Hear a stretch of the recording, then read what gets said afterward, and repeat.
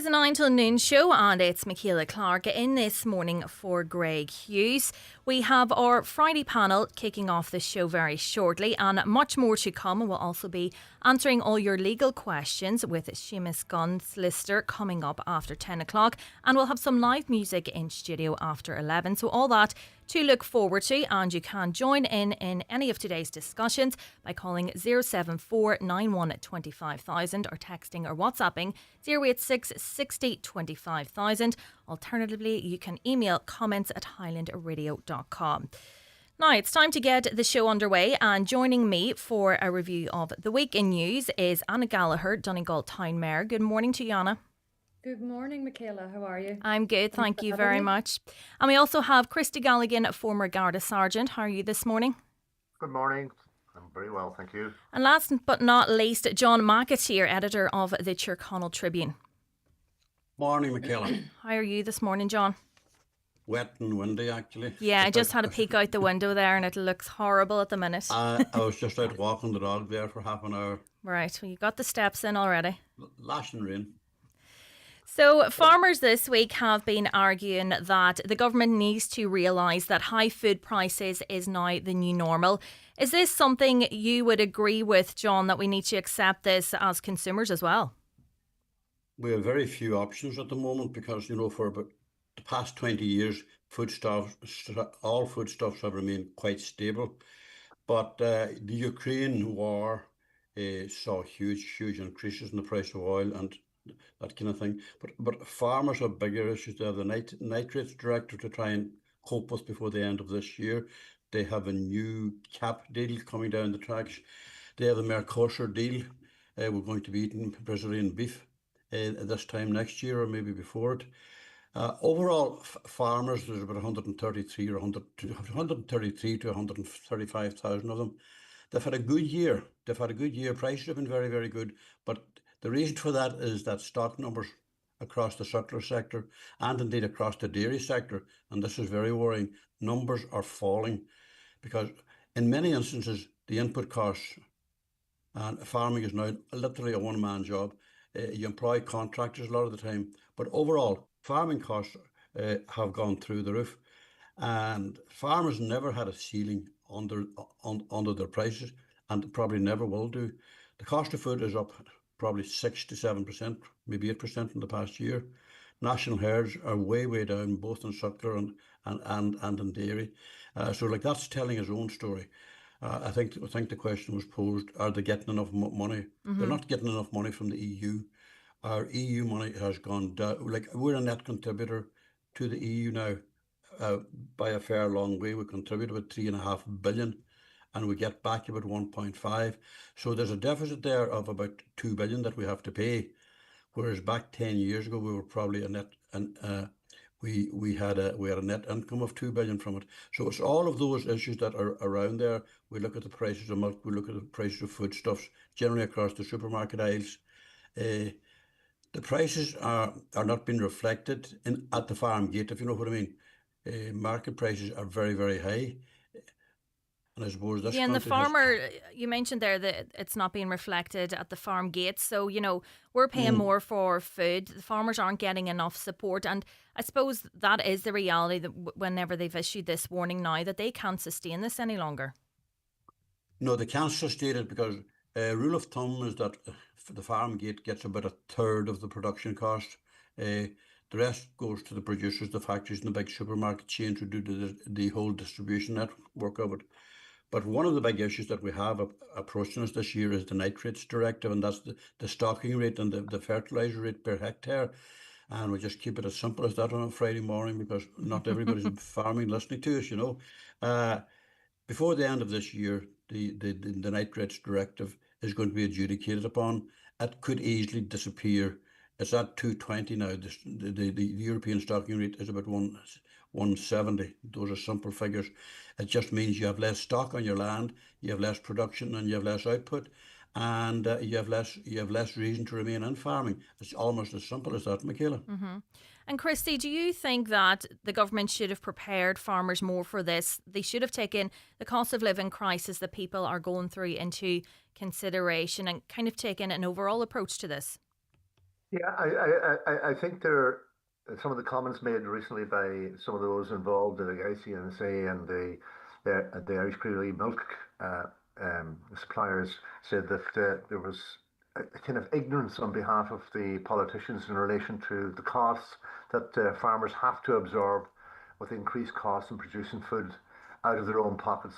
But in October there, during Budget 2025, there was a number of incentives or funding provisions for funding, sorry, for the schemes for 2025, and there was quite a number where they increased surplus supports from to 75 euros a head. They had a number of other schemes like the acres schemes, which to given the decision to accept the 55,000 participants into the agricultural climate rural environment schemes, the funding of 60 million was allocated. There were many other measures brought in by the government, I suppose, to shore up what farmers are not getting, the supports that you once got from the EU as well. But we have to go back to this cost of living measure. Yes, prices have gone up. We're living in a world of uncertainty at the present moment in time. With Trump in America, the issue of tariffs, we don't know what he's going to do day by day. It's a huge time of uncertainty. I agree with John. There's a lot of other things that are coming into play, like the nitrates, the measures that have to be worked out. We have the Mercosur deal, all of those things. And then you have the war in Ukraine, which is cost and added cost, not just to the consumers, but also to farmers as well. So, I mean, there's a lot of things in play at the present moment in time, but we see the price of, say, the cost of a pound of butter has gone up by €1, and also in relation to cheese and bread and other staple foods that families need, they're all going up in price.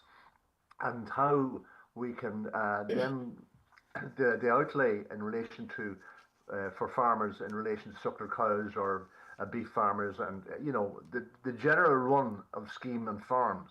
It's they're basically making a basic wage. A lot of these, if you're a small farmer, you're making a very minimal wage. It's as if the farmers are being taken for granted. Yes, we need the food. It's as if the government's saying to them, you're just going to have to suck up the costs. You're just going to have to suffer. But I think that's ignorance on behalf of those politicians and government at the time.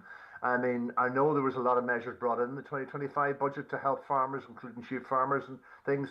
But I think at the end of the day, there is a cost at the end of the day of producing food.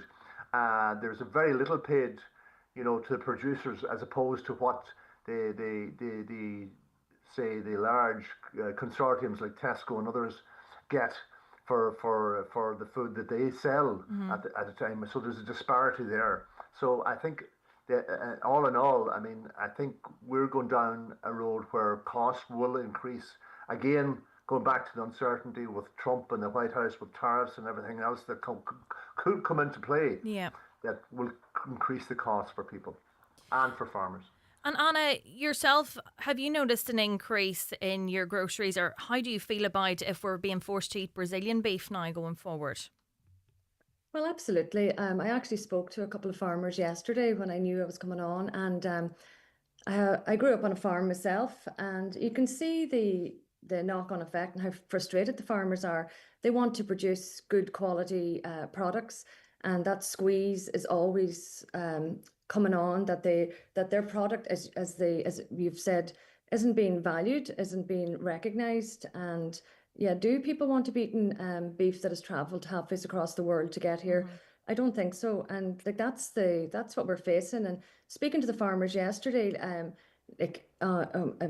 what the two gentlemen in front of me have said, like the beef, even like the amount of dosing, dip, diesel, veterinary bills, fertilizer, everything that the farmer needs to use to get their product to the table, everything has increased.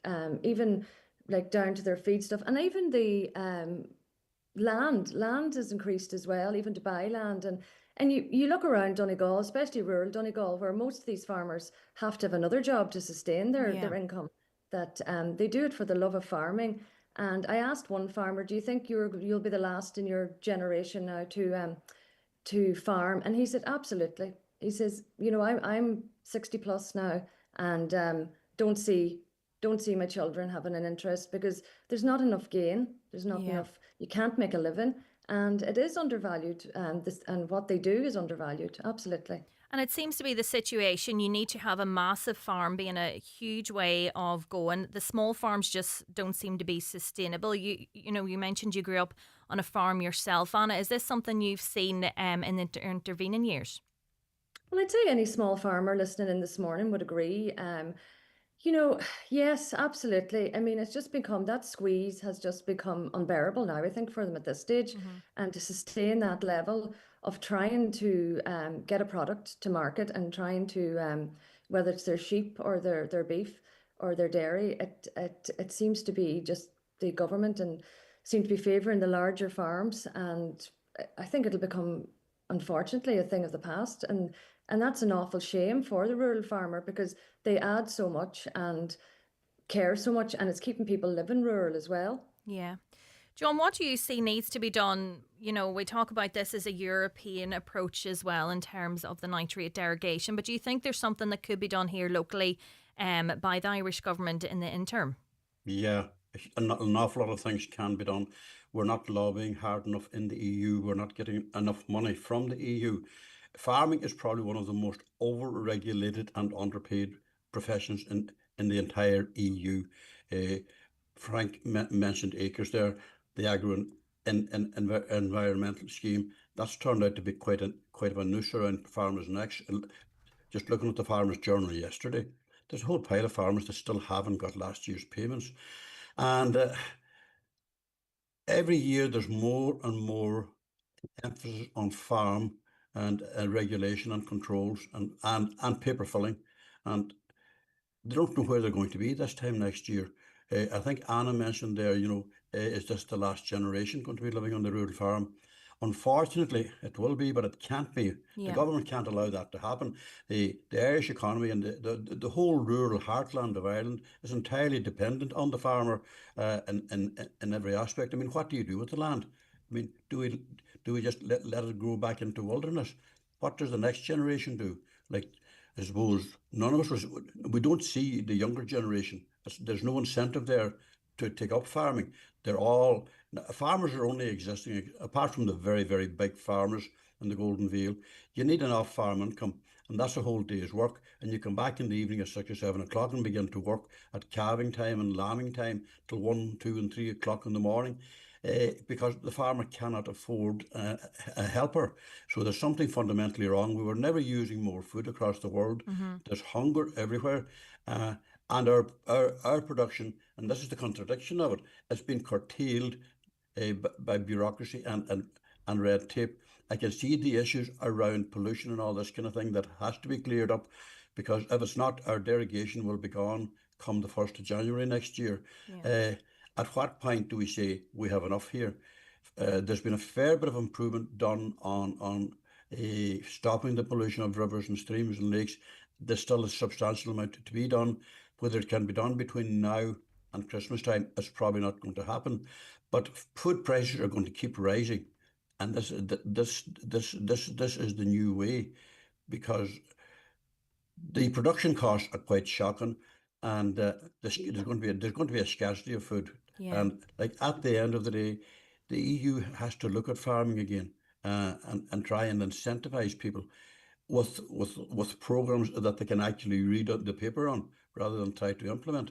I mean, you have more farm inspectors and more farm regulations now than you had 50 years ago. I can understand a lot of that, but one of the big emphasis of the last cap was to sort of simplify the whole bookwork and the whole methodology. I mean, as things now stand, farming is doomed unless the government comes in with something really drastic and something meaningful, rather than a load of waffle and paperwork and suggestions. That's not going to work at all, because farming has been failing. I mean, there's about 133,000 left in farming on the land. It's our most important indigenous industry and always will be. But I mean, for a new generation, there's no incentive there, and they're going elsewhere. A lot of them will go to agricultural college, they will get their degrees, and then the next thing they're in New Zealand or Australia, because there's no young lad in their early 20s going to take up farming as a career, because it's going to be non-productive for them. Yeah, it's a sad reality, so it is. We're going to take a short break and we'll be back with more in a couple of minutes. This week only, get a free upgrade to Loganair's Fly Flex fare. Enjoy a larger 23 kilo hold luggage allowance, increased change flexibility, and collect more Avios, all at no extra cost. T's and C's and exclusions apply. Book by 9th July, travel from 1st August. Booking changes may incur additional fees. Book today at loganair.co.uk. Is your little one starting big school this September? At Dunnes Stores, we've got you covered for those memorable milestones. From waving goodbye at the gate to snapping that first proud photo in their new uniform. Feel confident as they take their next big step with quality schoolwear. Pick up a 3-pack of playproof polos from €5. Pair these with Easy Care joggers also from €5, plus a comfy sweatshirt from €3.75. Shop back to school in store and online now. Dunnes Stores, always better value. Terms and conditions apply. Hi, Paddy here at Shane Conley Cars in Donegal Town. Are you looking to upgrade your car? With Shane Conley Cars, you'll find makes and models for every budget. Great finance options, and we also accept trade-ins. Check out shaneconleycars.com or call in to us at Shane Conley Cars from Lonaher Road, Donegal Town. Leisureland Redcastle open every day all summer long. Perfect for family day trips. Offers excellent value for birthday party packages. For a memorable family experience this summer, visit Leisureland Redcastle. See leisurelandredcastle.ie for more details. Hegarty's Home Interiors Buncrana, the biggest direct importer of sofas, beds, mattresses and flooring in the Northwest. Best in-stock deals on selected sofas and corner sofas. Best in-stock deals on gas lift beds. Best in stock on mattresses. Best in-stock deals on laminate flooring, semi-solid flooring and carpets. Full fitting service on carpets and wood flooring. With a free delivery service throughout the Northwest, including all of Northern Ireland. Hegarty's Home Interiors Buncrana. Always lower prices. Highland Radio Time Checks brought to you by EirGrid, the operator and developer of Ireland's electricity grid. EirGrid, powering up communities, powering up Ireland. The time is? The time is now 21 minutes past 9. Now, serious questions have been raised since on the show with Greg last week, Minister of State Marian Harkin claimed that a surgical hub for Sligo was part of the programme for government. It's proved a bit difficult in the intervening days to get proper confirmation on this. Christy Galligan, do you think it's time now the Taoiseach came out and clarified this? I think he should. I think it's one of those backroom, I call grubby deals that are made in the background. We know from experts in the field that the objective evidence from the clinical needs to geography, patient population, that and volume day services, co-location, surgical specialities clearly showed that Letterkenny University Hospital was the optimal location. That was from Dr. Patrick McGuinness. And this kind of it risks undermining the public trust in the process and suggesting that the political deals that are being made to influence healthcare decisions is very concerning, because when you talk about the need for the Letterkenny University Hospital is a very busy place, and we have had issues here where there was over 29 million was paid out in private hospitals in 2 years to tackle hospital waiting lists. And we have the issue here where the surgical hub, or this hub, has now been allocated. Now they're saying that it hasn't been finalised. This deal has not been finalised yet. But this independent lobbying of these junior ministers that are in government, of independents that are in government, are getting all these little backroom deals so that it be kept online and kept in favour with the government. And I think that's wrong. I mean, you have to look in totality where these hubs are needed, not because of some politicians need to get re-elected again. And the Health Minister herself, Jennifer Carroll McNeil, has been very clear that she will make the decision based on data. And as you mentioned, the doctors here have given her ample amount of data to base that. So it leaves her in such a difficult position. Does she follow what she believes in, or does she follow the programme for government? Well, that's the $20 million question. I mean, really, at the end of the day, it should be for the needs of looking at things objectively and listening to the experts in the field itself. Letterkenny University Hospital would be primarily it would be the ideal place for this hub, not Sligo, as suggested by Marion and her independence, but because all of the expertise would show that this was the ideal place for it.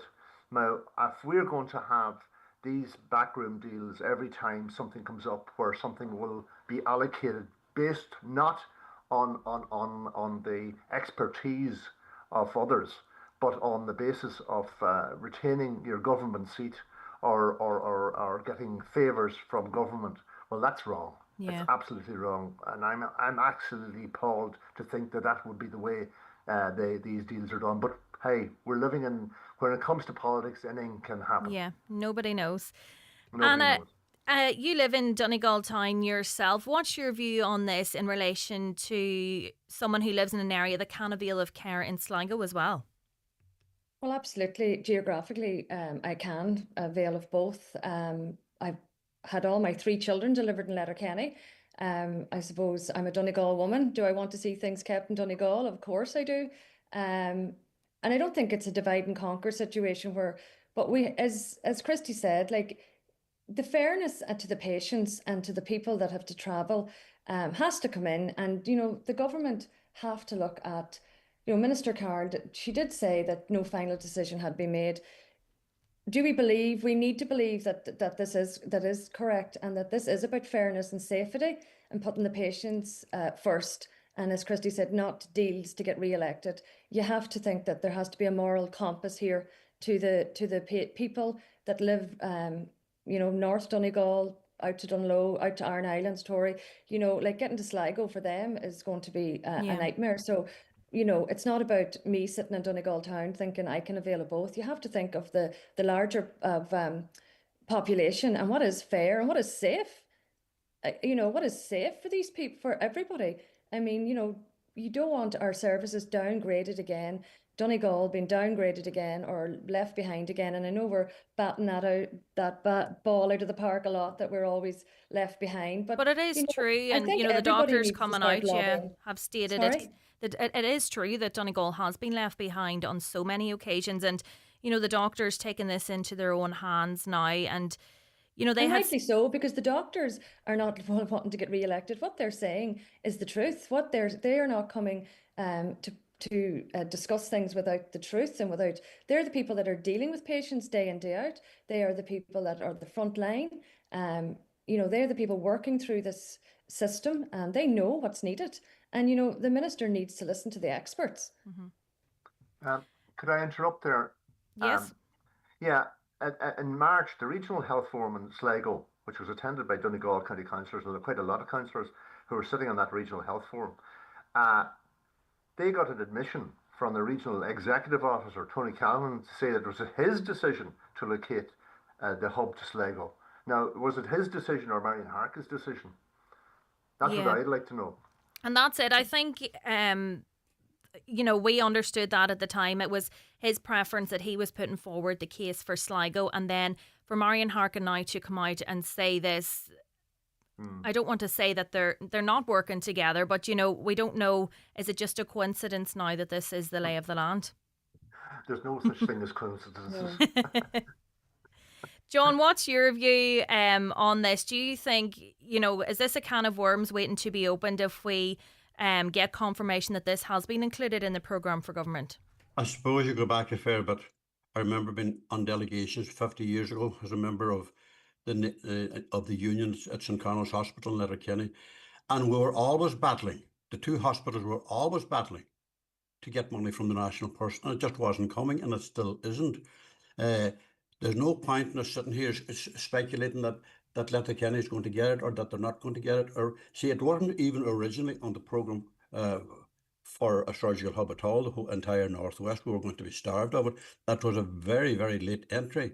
And as far as I can see, Letterkenny has been left so far behind, you wonder what's going to come next. Mm-hmm. Now, yesterday was Baron and Gloucester. We had at the Nervous Committee saying that there's going to be significant investment in cancer services in Letterkenny, and then it's going to take us 5 years. That is an absolute scandal, that carry on. No, Marion Harkin didn't come on the programme last Friday to do anything but tell the truth, and fair play to her for doing that, because the simple reality is, why would she not do a deal for Sligo? I mean, that's what she was elected for. But then And she's South, she is South Donegal, so you would think she would have. I know then South Donegal, as I was referencing to Anna, you know, a large cohort of that population would go to Sligo, but she would have a couple of thousand votes in South Donegal. There's about north of the Lahey line was always in the Sligo hospital catchment area ever since the system was founded. But I mean, it's just unfortunate that we are where we are. It has become highly politicised. But then at the end of the day, it's all about politics, because the deals that's done behind people's backs to form a government is something that we have no control over. That's going on a very, very long time, going back to Charlie Haughey, going back to Bertie Ahern. One of the biggest deals that was done, there's really no word about it, is that the deal that Harry Bliney and Mildred Fox and Thomas Gildea and Jackie Healy-Rae got. A rough estimate, and this is going back to 97, Harry Bliney got in excess of 50 million, I would imagine. None of those deals are on a programme for government. The money is found down the back of a sofa by the finance minister kind of a week before the budget. There's always heaps of money found. How this transpires, I'm not quite sure. But there's no way that Michael Lowry went into those negotiations without getting a decent deal out of it, and he expressed his satisfaction that he was very satisfied with what we were talking about at that point was the draft programme for government. I'm sure it didn't change very much, and I'm sure that every one of those TDs from Barry Hennigan, Jeanette O'Toole, the whole lot of them, Noel Grealish, Sean Kenny, Boxer Moran, Marion Harkin. Marion Harkin is in politics a very, very long time. She's done 3 stints in the EU. A regular visitor to Donegal, she knows it inside out. We're talking about farming earlier on. Managed the deal managed the plan that she left meetings here in Donegal with to bring back to Brussels, and she done her best to amplify them and bring them forward. So she knows exactly what she's doing. It's unfortunate that one county is pitted against the other, and you can only blame the system of government for that. Letterkenny is vastly underfunded, has been for years, but I mean, programmes for government and the formation of government is not about stats or what areas, let it be West Cavan or North Roscommon. It's about getting a stable government that's going to last for 5 years. Governments now are made to last for 5 years because politicians they're all career politicians. They're there for the long run. How Donegal is going to come out of this, I wouldn't be that certain. If Sligo has been promised that somewhere has to come out in the wash. I'm not sure that it will come out in the wash this year, because the minister has taken a month now to consider all the information that she has got. It'll probably take her a month to read all the information that she's been provided with. And it's just stuck in a spin here. And the consultants, like the likes of Michael Shugru, who has given 17 years of his life, day and night, to the oncology services at Letterkenny Hospital. Surely to God, somebody somewhere must look at this and say, these people deserve a better deal, they deserve better funding, they deserve a much better, stronger infrastructure within the hospital. And we shouldn't be running down to Galway. We've all gone there and come back again, and we know the whole hassle that's with it. Because where else do we go? Dublin? Are we going to have anything closer to us? Because like a surgical hub is going to be, it's not going to be a hospital as such. It's going to be a day case procedure probably from 9 to 5. The status of it would be huge. It would help retain and would help more consultants to come to Letterkenny. That's the biggest thing that it's going to do. But I mean, Letterkenny has fallen off the chart insofar as proper funding is concerned. But do you think then, as Christy was mentioning the backroom deals earlier, that, you know, the government is so far removed from Donegal that, you know, they're happy with these backroom deals. They're happy to give whoever wants whatever they want.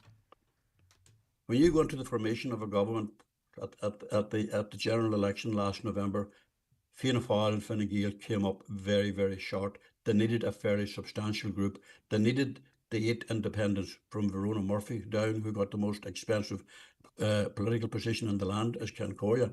So like the stakes were very, very high. There were seven TDs then.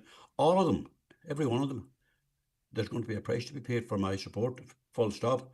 And that is politics. No matter how you look at it, there's no point in trying to sanitise it, saying that the services come first.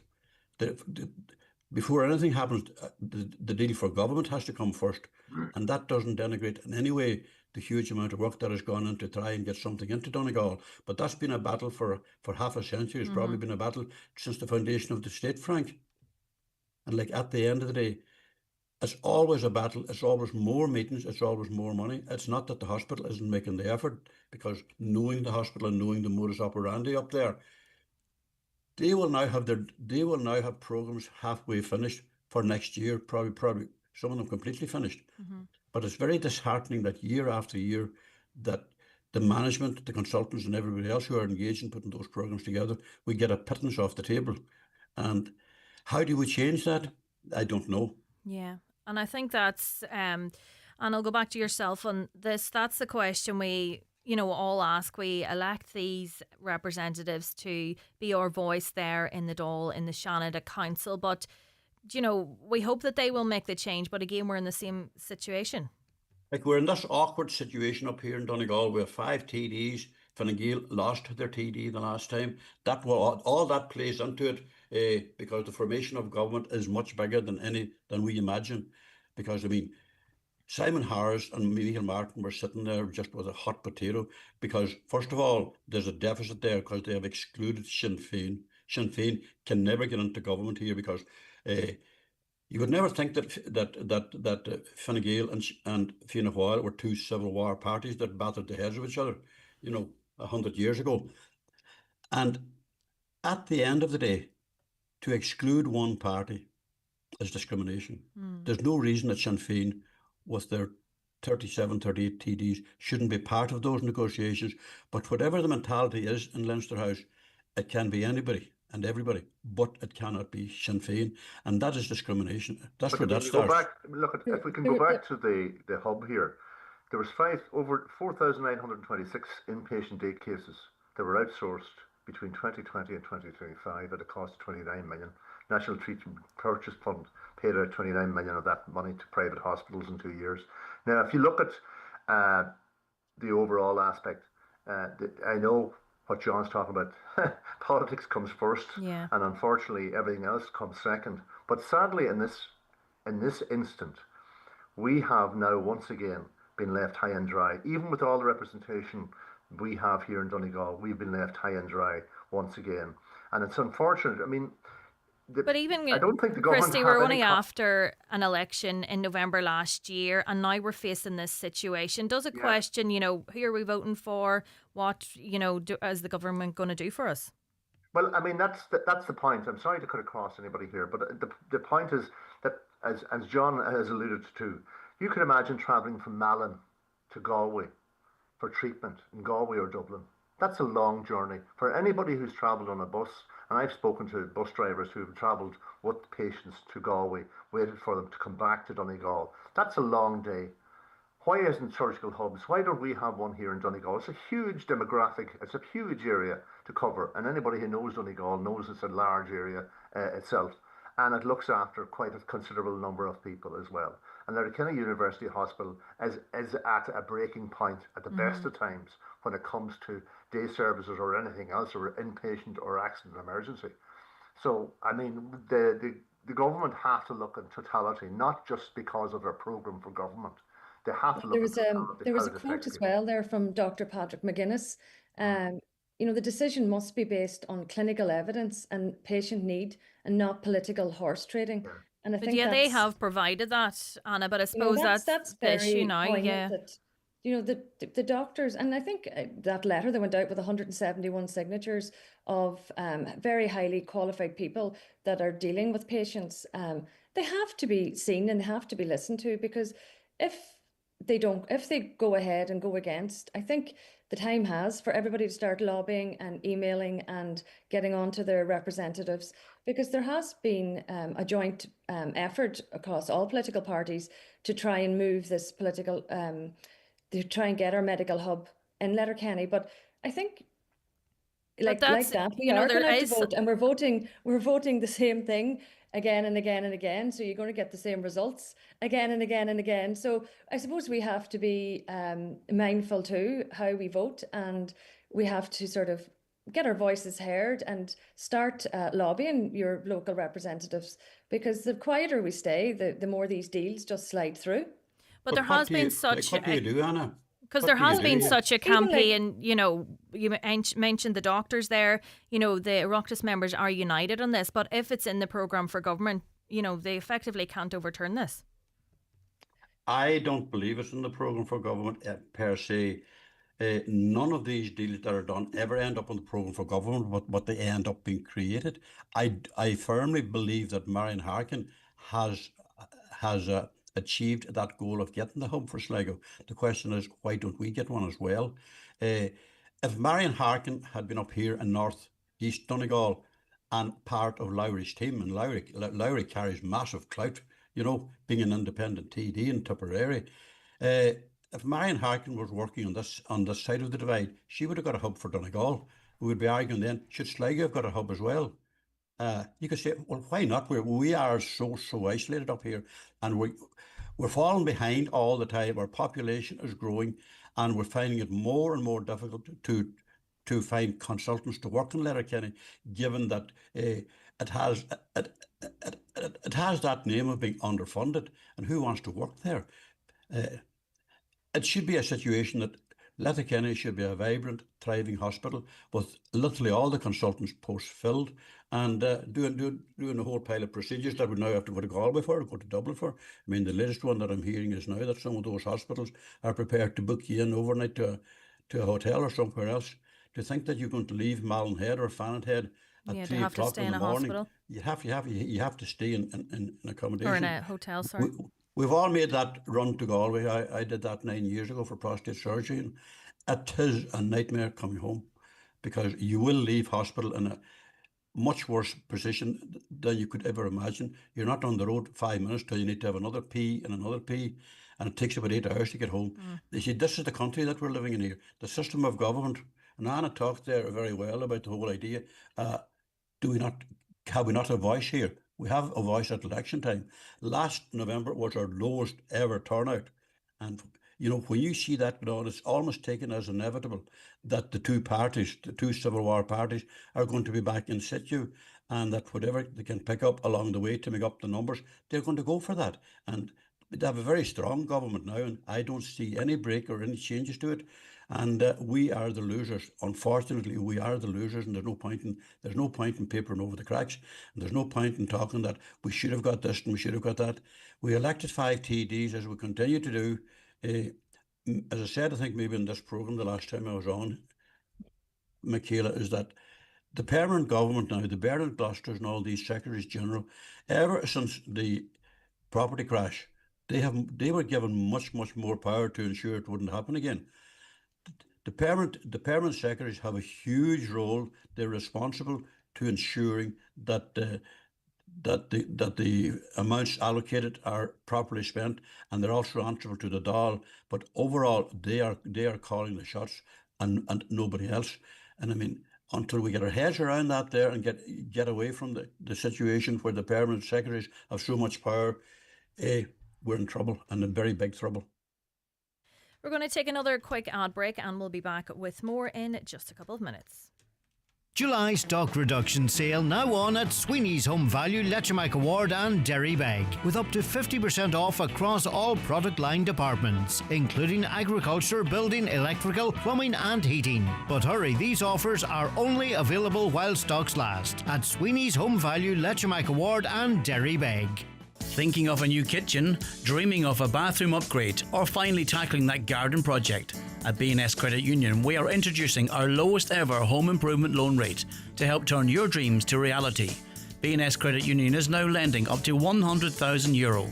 For full details of this great rate and flexible loan product, visit our website at bnscu.ie or freephone 1800 290 390, where our experienced loan team will be delighted to help you. Loans are subject to approval. Terms and conditions apply. B&S Credit Union Limited is regulated by the Central Bank of Ireland. Imagine this, toes in the sand at Old Head Beach, the thrill of zip-lining at Westport Adventure, wandering colourful streets, ice cream in hand, sailing across the calm waters of Clew Bay, the wind in your hair on the Great Western Greenway. Westport, Find your own adventure at destinationwestport.com. Ensure the safety of your team with SafeTech. We have part-funded courses in first aid, people moving and handling, confined spaces, food hygiene, quad bikes, fire warden, iPath MUPS, electrofusion, welding and machinery cards for Ireland and UK sites. Also delivering online courses like utilities, water hygiene and construction supervisors. SafeTech can deliver group training at your business premises. To find out more, contact safetech.ie today. Looking for family fun this July? Discover Century Complex. Kids will love the soft play while teens try augmented reality darts and crazy golf. Enjoy tasty food and the latest blockbusters. Rain or shine, Century Complex is the ultimate destination for all ages. Unforgettable fun awaits. Don't miss out. Manor Motors, your Opel dealer in Donegal. Explore the full range of new and used Opel passenger cars and commercial vehicles. From sleek city cars to hard-working vans, we've got you covered. Visit us in Manor Cunningham or browse online anytime at manormotors.ie. Reliable, local and trusted. That's Manor Motors, your Donegal Opel dealer. Drive Opel, drive Donegal. Manor Motors, where your journey begins. Welcome back to Friday's 9 till noon show. Now, earlier this week, the government announced a possible €1,000 hike in student fees. However, they seem tight-lipped as to whether it will be returning to €3,000 and have said that a decision will be part of the upcoming budget. And I'm going to come to you first on this. What's your view on this? Me? Anna. Oh, sorry. Well, look at who wants another hike. I mean, parents are pushed to the limit already with things that we've already covered there: medical expenses, groceries, diesel, electricity costs, home bills, insurance hikes. I've just paid my own car insurance and road tax. I have 2 children at university. I have another one in secondary school. Absolutely. I mean, here we go again. It's just another local property tax. It's just another form of getting more money out of you. And we're trying our best to educate our ways to try and keep them in this country. And unfortunately, it's going back to when I was being educated myself. There seems to be that brain drain again. We're educating them and they're heading off to Australia, and Canada seems to be a new destination for them. I have a lot of children that I would have put through myself at school and saw them head off now, and they're leaving and they're going off and taking their good education with them. And other countries are having the privilege of having our young people and their education. And if your children were heading to college, I'm not sure what year they're in, but if they were starting college this year and, the fees were €2,000 previously, but you were being faced now with this extra €1,000, would it be a deal breaker? Look, it's a deal breaker for a lot of people. So I can't, everybody's financial situation is their own business. And on a personal note, I knew this day was coming and I saved hard as well. And I was in a fortunate position that I could save to make sure that the kids were educated. Not everybody's in that position. I put away children's allowance and I tried my best to take money from here than there because I knew this day was coming. But I was in a privileged position. My husband, God rest him, he was a guard, and we worked hard, the two of us, and we reared our children. And look, I'm in a position where I was able to put a bit of money aside and save, but that is not the case for everybody. But so many students are doing this on their own, yeah. People, and it's very discouraging because everybody has a right to go and have their 3rd level education, and to be told, how heartbreaking is that for parents to say, look, you can't go, or we can't afford it. I mean, rents have increased as well. I mean, the money to pay for rent as well is massive, let alone keep your child and maintain your child while they're trying to get through 3rd level education. So look, again, yeah, another failure to our young people again to try and put another levy of €1,000 onto their education. And Christy, when we're trying to keep them here as well. Christy, we've talked so much about the cost of living today. We were chatting earlier about the food prices, but this measure to reduce the fees to €2,000 was a cost of living measure. Now it's going up to €3,000 again, but the cost of living hasn't decreased by €1,000. No, it hasn't. And unfortunately, we were well aware that this reset was going to happen, and the government have on top of everything else, and I agree with Anna, on top of everything else that's going on at the present moment in time, the cost of living and all of the things that we've discussed, this is another added burden to a family as well. I mean, I know speaking to,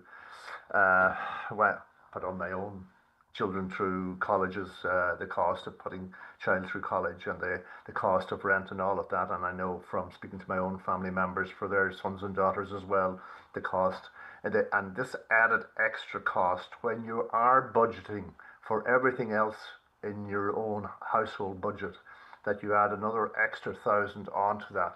And look, we know what's going to happen down the road with what's going on in the world at the present moment, the global tensions, tariffs and everything else. There is going to be constant increasing costs on everything down the road as we speak. And that's another added, not incentive, but it's another added difficulty that we have. Now, I know the government will turn around and say, look, we have to pay for A, B and C and we're trying to balance the books here.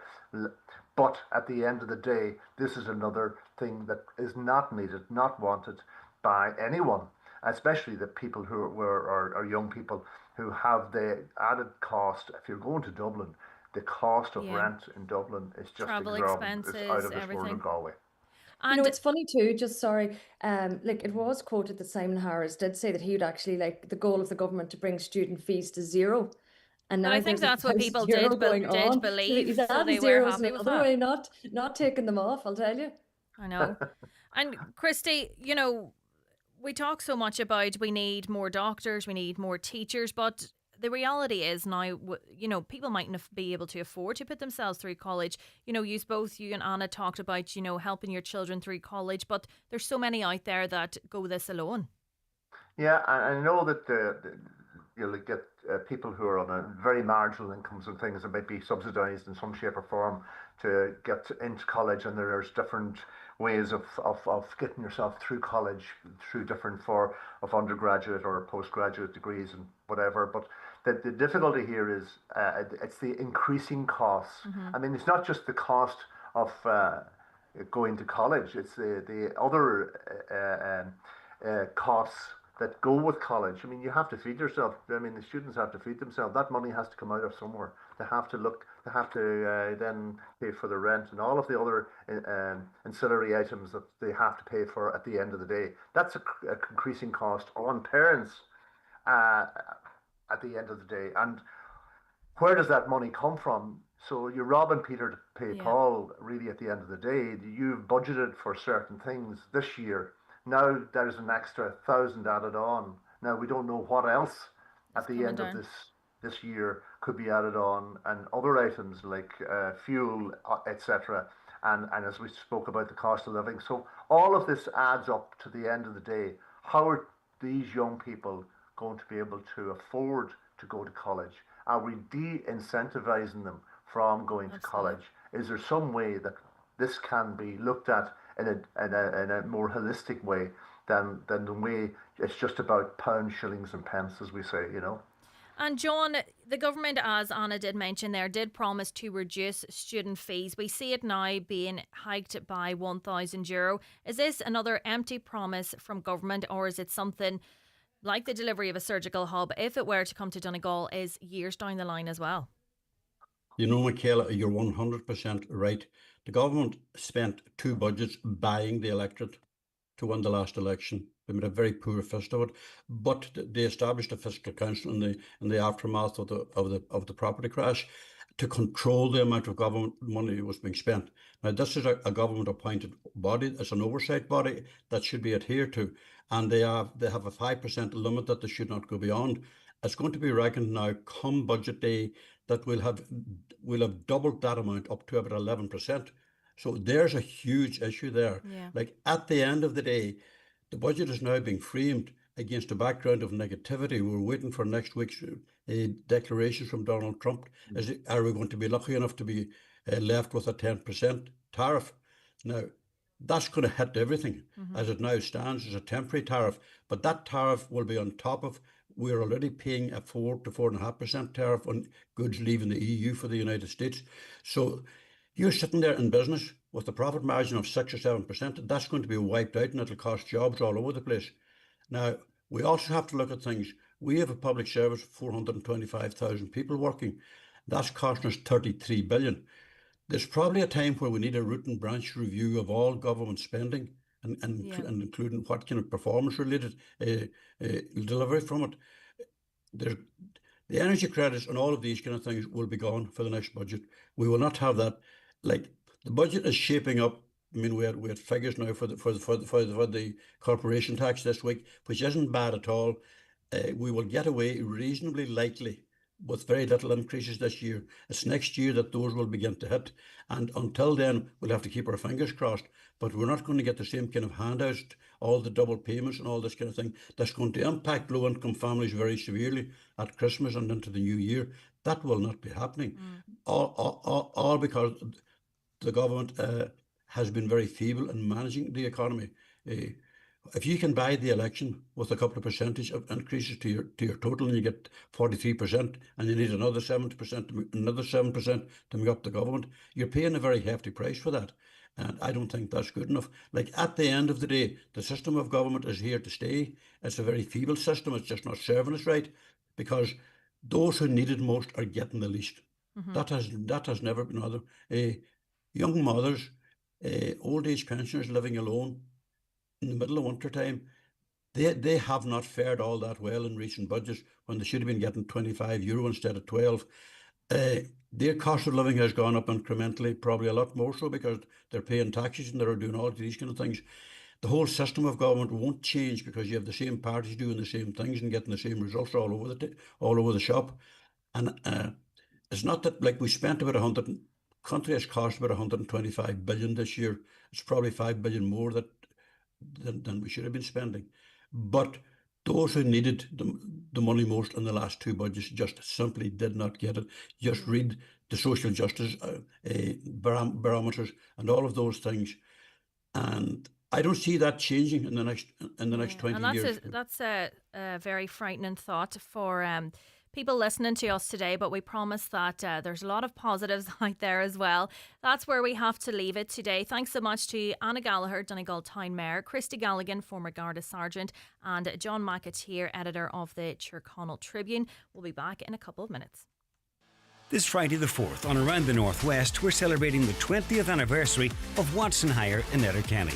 We'll be broadcasting live from the store, where top name manufacturers will be holding demos and offering great discounts. There's also special offers in every department, draws to win some great prizes, and even some barbecue food to enjoy.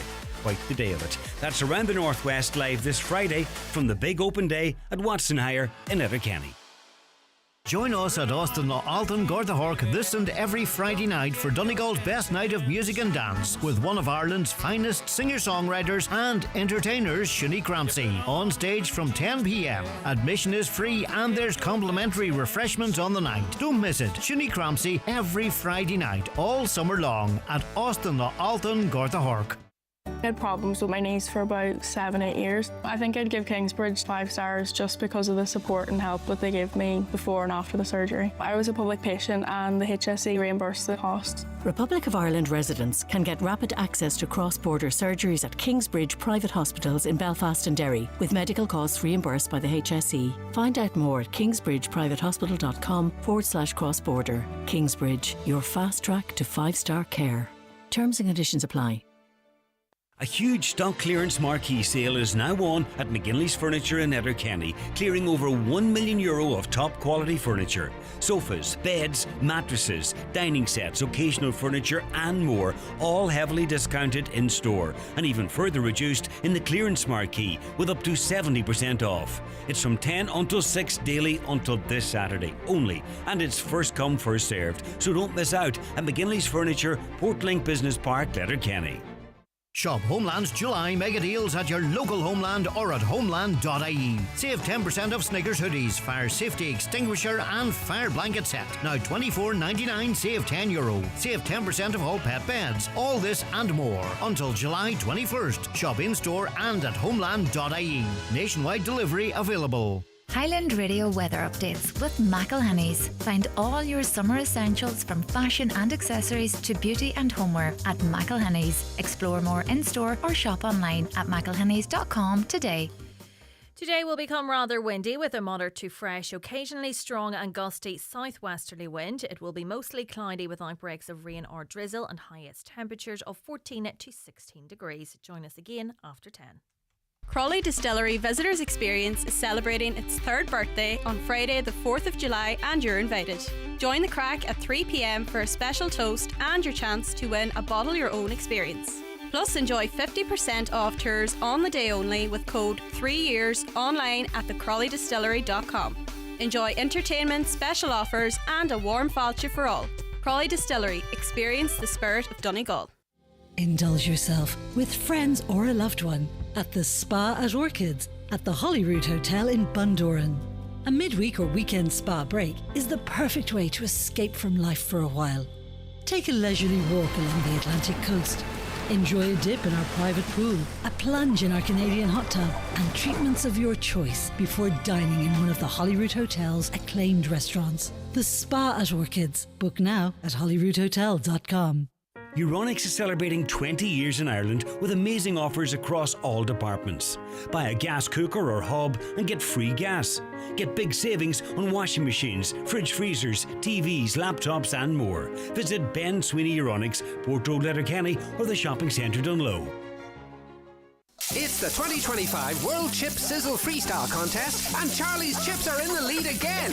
They're coming up to the finishing pan and Charlie's Chips are the 2025 World Champions. Sourced locally, hand-cut and freshly cooked. Served with mouth-watering burgers, fresh battered fish or delicious chicken. Open Tuesday to Saturday 12 to 8 and every Friday for breakfast from 9. Take away or sit in. When the hunger hits, pull into Charlie's on Pierce Road, Letterkenny. Step into style at Grant's Shoe Shop Buncrana. Proudly family run since 1926. From Clark's to Skechers, Echo to Bugatti. We've got quality shoes for men, women and kids all under one roof. And guess what? The summer sale is on now. That means sizzling savings on top brands. Pop in today and treat your feet. Only at Grant's Shoe Shop where tradition meets style. Main Street Buncrana. McGowan Hearing, your audiologist experts, now in Letterkenny, Buncrana and Carndonna. Book your free hearing aid consultation in our clinic or your home across the northwest and beyond with Dara McGowan on 07191 00208. Live, on air, online and on the Highland Radio app. This is Highland Radio News. Good morning, it's a minute past 10. Donald Kavanagh at the news desk. The mother and daughter who died as a result of a crash in Donegal have been named locally. 6-year-old Ella McLaughlin died at the scene outside Carndonna on Wednesday. Her mother Natalie, who was in her 20s, died from her injuries in Royal Victoria Hospital in Belfast last evening. Carndonna parish priest Father Con McLaughlin says the grief in the community is palpable. Her grandmother Joanne was showing me pictures of the two of them because they'd only recently returned from holiday. I suppose words aren't adequate to express how I feel at this moment, and that's a feeling that's shared by the whole community here in Carndonna. The man who died at a primary school in Omagh yesterday has been named as Paul Corrigan, a building supervisor and member of the grounds maintenance team with the Education Authority. Mr Corrigan was involved in a serious workplace incident at St Mary's Primary School in the Old Mountfield Road area of Killyclogher. The Education Authority say he was a highly valued and dedicated member of their facilities management service for over 30 years. The Mayor of Donegal Town says the debate over the location of a surgical hub in the northwest must be about what's fair and safe for patients, not what deal was done to secure the election of a government. During the Friday panel on today's 9 till noon show, Anna Gallagher told Michaela Clark that as someone who is equidistant between Letterkenny and Sligo, she can see merit in both, but she believes that the figures clearly vindicate Letterkenny's case. She says it's imperative that Minister Jennifer Carl McNeill make her decision based on the advice of medical experts rather than the outcome of a political negotiation. She did say that no final decision had been made. We need to believe that this is correct and that this is about fairness and safety and putting the patients first, not deals to get re-elected. The doctors are not wanting to get re-elected. What they're saying is the truth. They're the people that are dealing with patients day in, day out. They are the people that are the front line. They're the people working through this system and they know what's needed. And, you know, the minister needs to listen to the experts. A 58-year-old man is due in court in Derry on allegations of possession of indecent images of children and possession of extreme pornographic images. He will appear before Derry Magistrates Court today. 45-year-old Stephen McLaughlin from Limavady was sentenced in Derry Crown Court yesterday for domestic abuse crimes. Alex Rowley has this report, which listeners may find distressing. Mr McLaughlin was sentenced to 6 years and 8 months imprisonment for charges including attempted grievous bodily harm with intent, threat to kill, common assault and dangerous driving. In a statement released by police, Detective Constable Smith said the attack left the victim requiring staples to the right side of her head and left her suffering significant swelling, for which her children were present. Detective Constable Smith went on to name McLaughlin as a very violent man who threatened the life of the victim. They commended her bravery in seeing the case through the criminal justice process. Police are urging those who are being subject to coercive controlling behaviour or violence to file a report or to call the 24-hour domestic violence helpline. The financial burden of a United Ireland would disappear in 9 years or less, according to a new report. Research from Dublin City University and Ulster University suggests the cost of unification would be €3 billion in the first year, but this would begin to ease after 3 years. However, Trinity College Dublin economics professor John Fitzgerald is warning it would result in significantly higher taxes.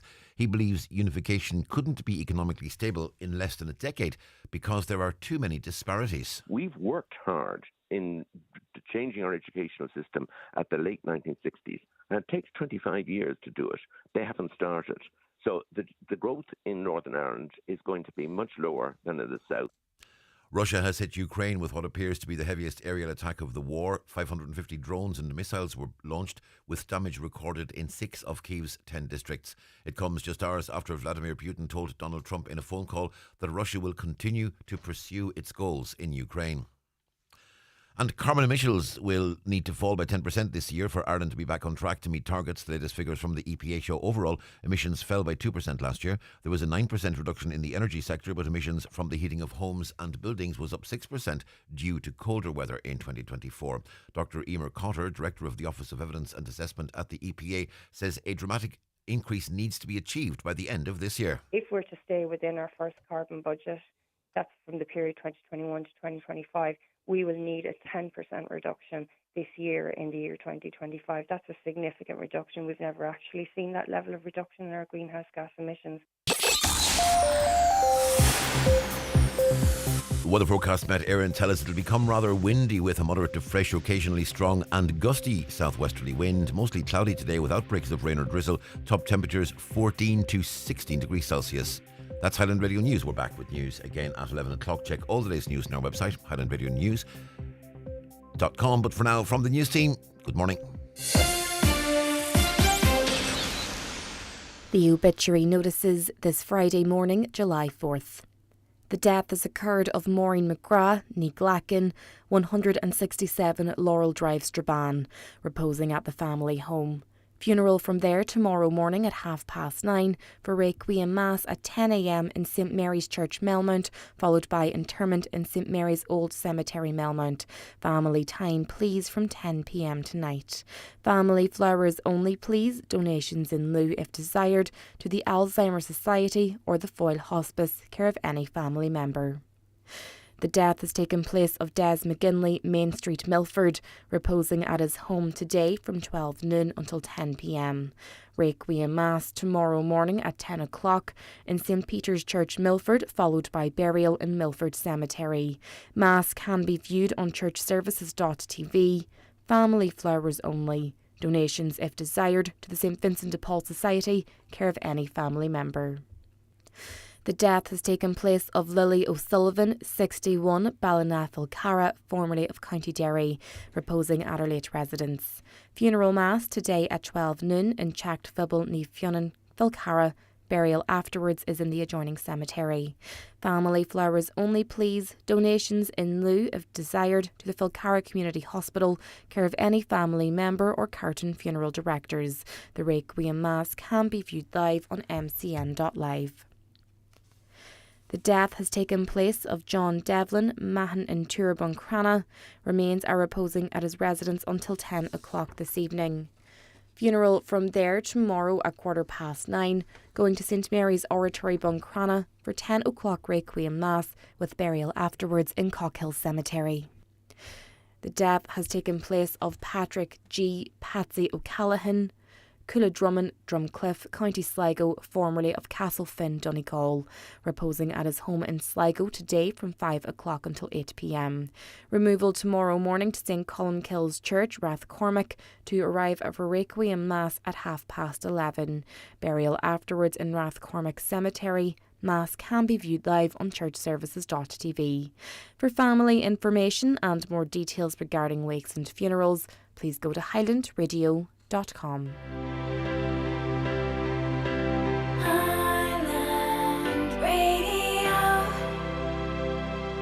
Imagine heartburn protection that lasts up to 24 hours. From first thing in the morning to last thing at night. Don't just imagine. Nexium Control gastro-resistant tablets provide up to 24-hour uninterrupted heartburn protection. Nexium Control 20 milligram gastro-resistant tablets. Ask your pharmacist. Contains esomeprazole. Used for up to 2 weeks. Always read the label or leaflet. The county's #1 talk show, The 9 till Noon Show on Highland Radio. It is the 9 till noon show, and it's Michaela Clark in this morning for Greg Hughes. We're going to have a look now at some of the comments that have been coming in relating to the discussions we had during our Friday panel. I can't understand why we are not looking at closer relationship with cross-border, and in particular for Donegal, we should be looking towards Altnagalvan. I do think that there is that cross-border directive in place, and, you know, people are transferred to Altnagalvan. Say in the case of an emergency it may be the closest hospital, but I don't know how far that deal goes and to what extent care is provided there. You know, can someone travel from here to the emergency department, or would they have to go through official channels, like say taken by ambulance to Altnagalvan Hospital? Another listener says a surgical hub in Sligo is a done deal. The minister is only letting on that it's not set in stone. The government has made their decision and it won't be changed. Obviously, the minister will make her announcement when the Dáil is on holiday, and the story will be buried. The politicians know this too. Surely the doctors, another listener says, and medical professionals in Donegal are in a better position to argue that the clinical need, geography, patient population, volume of day services and co-location with surgical specialities objectively demonstrates Letterkenny University Hospital as the optimal location for a surgical hub in the northwest. I think that's what the doctors have been arguing very well, and have put the case forward to Health Minister Jennifer Carroll McNeil in relation to this. They've had 2 meetings with her now, and they have said that, you know, she did respond positively to them, and she has stated on a number of occasions that her decision will be data driven, but she's looking for time now to make that decision. And I suppose the concern is the Minister of State Marion Harkins said that, you know, it was agreed in the programme for government, you know, as part of her support for the government, that the surgical hub would go to Sligo. So I suppose that's, you know, we're in a catch-22 situation now. Does the Health Minister go against the programme for government and deliver the surgical hub for Letterkenny, or does she follow the programme for government, that deal that has been agreed, and deliver it for Sligo, or does she sanction 2 surgical hubs? Another listener says Donegal is seen by most in the county as disproportionately disadvantaged in terms of healthcare. A surgical hub could help address this imbalance. A few of your comments from Facebook. It's the meat factories and retailers that are making all the money. The small farmer is barely getting a small piece of the pie. Another listener says, growing up on a farm, I saw firsthand how hard it was for my brother. It's time we all come together and help save our farmers, our childhood memories. The government needs to step up. We have to keep fighting for our hospital. We all need to get behind our doctors, says Grania. Another listener says farmers are increasingly frustrated with the growing volume of rules and regulations, particularly concerning environmental compliance. The night rates derogation, which allows higher stocking rates for some farms, is a major ongoing concern. Another person says Irish farmers are facing competition from larger global producers. I think that's the fear, and it was referenced during the discussion between 9 and 10 that, you know, it was referenced the possibility of Brazilian meat being imported now into the country.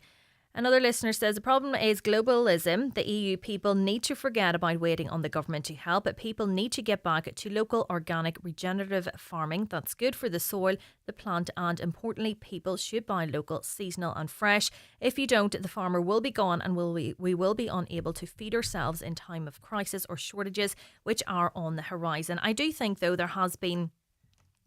It's nearly like a trend that you buy local, seasonal food now. So that is the worrying thing. How tight are the farmers finding it that if there does appear to be an increase in people supporting local farmers, yet, there's very little profit for them. A pound of Kerrygold butter in a major supermarket in Ireland is presently €6, and that's produced in Ireland. In other non-Irish stores, it's €4 and €5. Explain that listener says. Another says fuel costs significantly impact food prices. Higher oil prices mean higher costs for operating farm machinery, producing fertilisers and transporting food products from farms to processing plants and then to supermarkets. Another comment, the nitrates limit is presently at 100, which is just forcing people out of farming. And the government and corporations only want factory farming.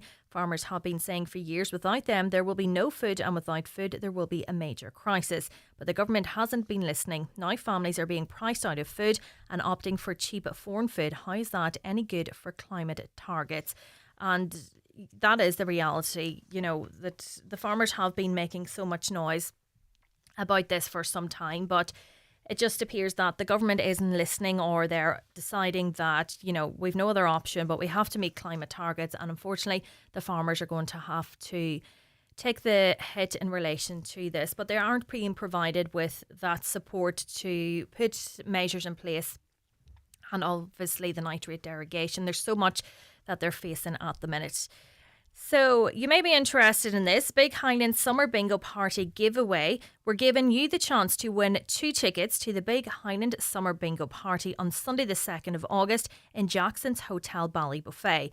Join hosts Keith Fletcher and Lee Gooch with Marty Freel on the decks for a night of wild bingo, tropical vibes, big party tunes, daft games and big cash prizes. On the heart of Ballybuffet, with the top prize €1,000 up for grabs. And looking out now at the rain teeming down the window, it sounds like a different world.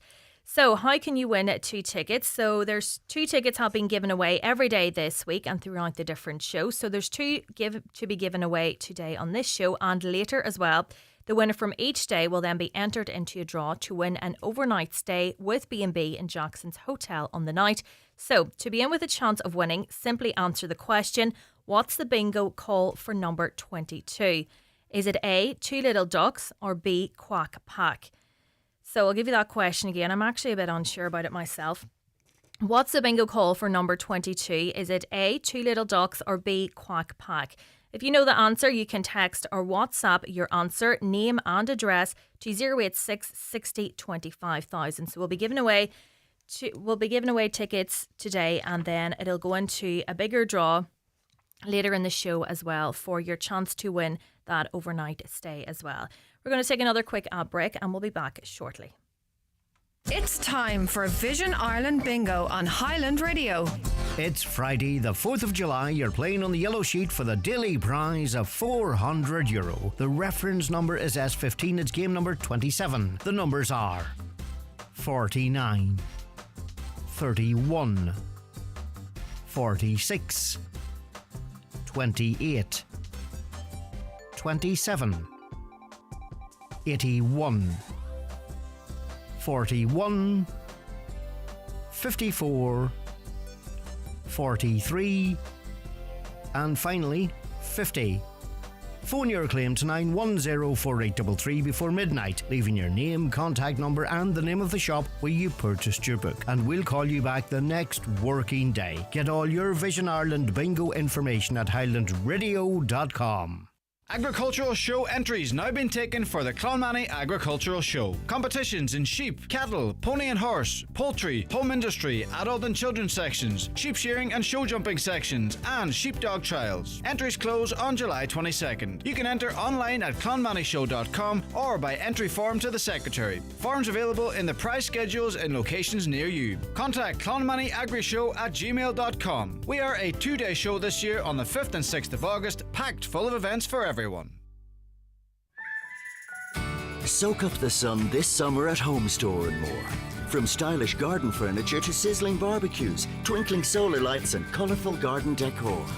Stylish parasols and spacious gazebos, all your sunny day heroes. A welcoming smile as you walk through the door.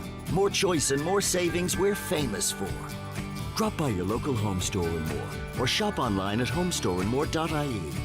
Home Store and More. A happy home. Friday at the Dan. Country Sundays at the Clanry Hotel, Letterkenny. This Sunday there's Michael English and his band dancing from 9 till 11. Admission €20. Doors open from 8 with support artists from 8:15, and there's music afterwards in McGettigan's Bar. Accommodation packages are available. That's Michael English this Sunday at the Clanry Hotel, Letterkenny. On Business Matters this week, my guest is Charlie Boyle, the CEO of the Gweedore-based company Customer Service Excellence Ireland. So join me, Chris Ashmore, for Business Matters on Sunday after the 6 o'clock news. Now it's time for all your legal questions to be answered. I'm joined now by Seamus Gunn of McLaughlin Gunn and Cobra Melton and Letterkenny. Good morning to you, Seamus.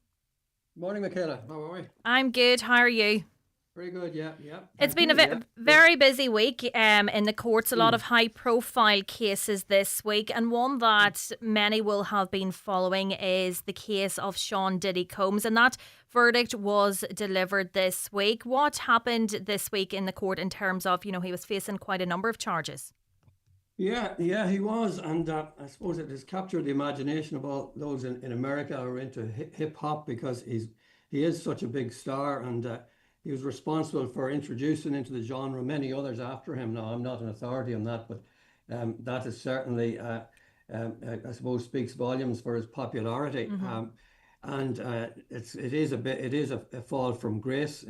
There's no doubt about that. He was facing very, very serious allegations of racketeering, conspiracy, and 2 counts of sex trafficking. And if convicted, he was probably looking to spend the rest of his time incarcerated. So that would not have been a future to be looking forward to. So for him, he actually was successful in defending those 3 counts, but he's gone down on 2 counts of prostitution, and he could face probably up to somewhere maybe 5 to 10 years, or that's what they're saying. But I think that the defence will have something to say about that and look to have it probably drop down to 2 to 3. I think it was interesting, actually, just watching the optics, that whenever the verdict came through, initially there was that sense of extreme relief on his part and on his defence team, but it soon paled whenever the judge then dealt with an application for bail and refused it. So he remains behind bars until the sentencing. I think it was fixed at the beginning of October. But and would he be being kept? It could be sooner than that. Would he be being kept in jail because of the severity of the case, or given his, as you talked about at the start of the show, he's known as this, he's nearly a godfather in the music industry. Has that all played into that decision? Well, you would like to think not. I would like to suggest that it's independent, and every person should be dealt with the same in those circumstances. There's still very, very serious convictions, and as they attract up to 10 years, and I think that the rationale behind it was that there was evidence during the trial by one of the ladies, I think by the name, going under the pseudonym of Jane, that there was an allegation of assault just after this inquiry started, and that he was continued to be a danger and would be a danger at large, and therefore they didn't entertain the bail application. Hence, he continues to be incarcerated. But it's certainly not it's not going to help the future for him. He's facing down the barrel of a number of actions. He already had settled one not way back, but around 2023, end of 23, with that lady, Miss Ventura, whenever this first leaked and whenever this was first being investigated. And I think that lawsuit came in at around, multiples anyway, somewhere around maybe $20 million. So, and in the pipeline, it is said that there's upwards of 30 to 50 more civil actions that are pending. So he's going to spend some time in litigation, and it's certainly going to hit his pocket as well. And not to mention some time, I would say, behind bars. The way they're looking at it, maybe 3 to 5 years. And given the charges that he was facing, do you anticipate that there could be an appeal of this decision? You know, the evidence, I was kind of nearly addicted to this case in a bad way, but you know, hearing the evidence and what was laid out, it was nearly suggested that the case that was being put forward, it was watertight against him, but obviously this isn't the outcome now. Do you anticipate that there could be an appeal here? I think it's inevitable, Michaela. I think that will follow. To be fair, I don't think he would have an awful lot of choice but to roll the dice again with an appeal. 3 out of the 5 charges, the 3 most serious, he has now dealt with. So there's 2 in relation to the prostitution that he's convicted of, and being acquitted of the other 3. I think that will give him some encouragement and give his legal team some encouragement that they could maybe go a step further on appeal. So it will, I think, inevitably go all the way. Whether or not he will meet and secure bail pending the appeal will be another question and for another day. And I think that might even come into the public domain in the coming weeks. But we'll have to see what way the sentencings go. I think that there's going to be an application to bring the sentencing forward because it was put back to the end of October. I think the prosecution would like to have that over in order that they can then concentrate their minds on an appeal and see where that brings them. But it's definitely it's a win for the prosecution, but this case isn't finished. And I suppose this is really Hollywood-esque, but, you know, there was a lot of talk about even his appearance and how he had let his hair go grey. And do you think this is all part of the defence to portray this man that, you know, he's nearly suffering in jail? Do you believe that that's kind of the way they would look at it? It is all maybe about optics and how it is perceived. And obviously jurors might, you know, pick up on some of this as well.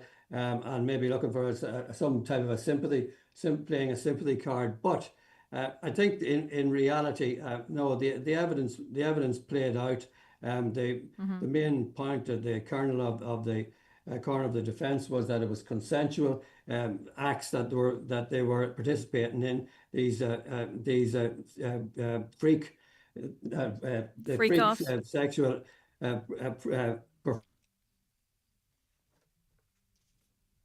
think I've lost Seamus there. He might be reconnecting. Can you hear me there, Seamus?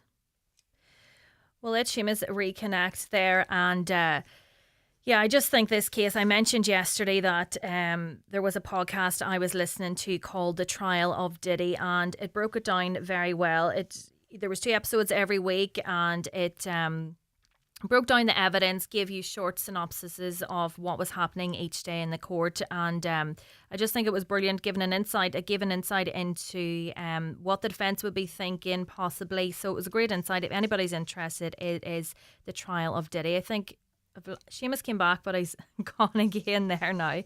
But yeah, it's a trial that we've been glued to, definitely in America, but right across the globe. I think as Seamus talked about there at the start, you know, he was a worldwide superstar, and he seemed to have so much power. If Seamus is back there, can you hear me now, Seamus? I can. I lost the middle of that, Michaela, completely. Actually, you're okay. I suppose just another question is, in terms of these civil actions now, will these be heard individually, or is this something that it will be taken collectively? I don't see them as being class actions. The type of allegations they are. No, I think they will be dealt with on a one-to-one basis, and there will be full trials. If they're not met by settlements. A prediction there would be that I would think that from a defence point of view, when they bought off, which would have been the headline civil action with the Ventura case early doors in late of 2023, that I think that might be a tactic that is adopted with these others in order to prevent them from getting the headlines that we're seeing since whatever it was, the 12th of May, I think this trial started, and it's been going on ever since. So, and also the cost factor to him, his popularity, and as I said about how the star has fallen. Well, I'm sure he doesn't want it to be eliminated completely. So I think that the tactic there might be to try to settle those actions. Yeah. And sorry, just one final question in relation to this. The defence didn't call any witnesses themselves, but chose to kind of break down the evidence that was given by the prosecution side. Is this the way that this kind of case worked, or did they have the option to bring in their own witnesses? Well, they could have, and the star witness, of course, would have been himself. But they were probably concerned that if he was put in the box and heavily cross-examined, that he may not have withstood that, and that his credibility may not have stood up, and it could have damaged him further. So that is a tactic that is often used in those US trials where there is a doubt about the credibility maybe of the defendant and how it would portray and play out in front of a jury. And especially with this, in this type of case, whenever you would get down to the nitty-gritty of it, it may have been one that had to make a judgment call on, but I can see where they were coming from and the logic in it. I think it would have been extremely delicate and difficult to put him in the box and get him home free without there being a blow landed on him. And I think that the credibility issue could have certainly played a role, and it might have been even a more significant role. So the result that he got, I think they should take that, move on, and maybe move on with the appeals, and maybe and at the same time in tandem, if they can deal with those other actions that are out there, it would certainly be of assistance to him. But the future at the moment is tarnished and maybe bleak. Yeah. We're joined by Seamus Gunn of McLaughlin Gunn and Co. Melton. We're going to get your legal questions, but first we're going to take a short break. Granny, did you hear what I said? If you've been saying, what was that? A bit more lately, it might be time to have your hearing checked. At Connect Hearing, we don't just fit hearing aids, we help you hear life again. From tiny in-the-ear styles to Bluetooth connected devices, we fit the best solution for you. Call 074 911 3296. Connect Hearing, connecting you to life. Weanling prices sizzle. In this week's Irish Farmers Journal, find out why exporters are driving weanling prices up by €700 a head. Department ramps up preparations for blue tongue outbreak. State on a land buying spree. Future calf exports at risk. Loss of derogation could cost close to €300 million. A 1,000-acre farm hits the market. Plus your chance to win a Husqvarna mower worth €30,000. All inside this week's Irish Farmers Journal. The countdown is on for Carrigart Fest, July 11th to 13th in the Marquee at the Carrigart Hotel, featuring One for the Road, Bingo Loco Goes Country, and the Whistling Donkeys. Tickets on Eventbrite or from hotel reception. Why not stay over? Great accommodation and brand new restaurant await. Book now at carrigarthotel.com. This summer, fuel up for your holiday adventures with Certa and Adon the Little Dragon. Every time you fill up at a Certa forecourt or depot, you could win great weekly prizes, from fuel vouchers to your very own Adon Teddy. And you may also be in with a chance to win a luxury family break at Fota Island Resort, worth €2,000. So don't miss out. Fuel up for your summer adventures at Certa. For details and T's and C's, visit certaireland.ie/summer. Big summer sale at Evolve Clothing Letterkenny Retail Park. Hundreds of suits from only €50 and a turn of shirts at half price. Open 7 days. Shop in store or online at evolveclothing.com. When it's gone, it's gone. A huge stock clearance marquee sale is now on at McGinley's Furniture, clearing over €1 million of top quality furniture. Sofas, beds, mattresses, dining sets, occasional furniture and more, heavily discounted in store and even further reduced in the marquee with up to 70% off. That's until Saturday only at McGinley's Furniture, Portlink Business Park, Letterkenny. Watch the show live now on YouTube, Facebook and at highlandradio.com. Now we are joined by Seamus Gunn of McCahan Gunn and Co. Ramelton and Letterkenny, and many of you have been getting in touch with your legal questions.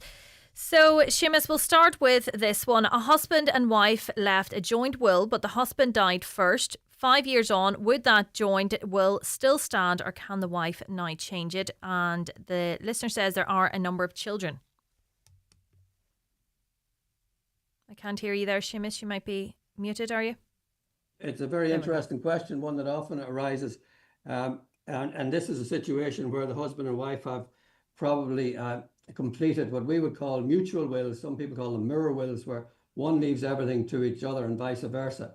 So that whenever, and then they put in an alternative scenario if and when the last one passes away, that will then come into effect. And it's very common and it does work.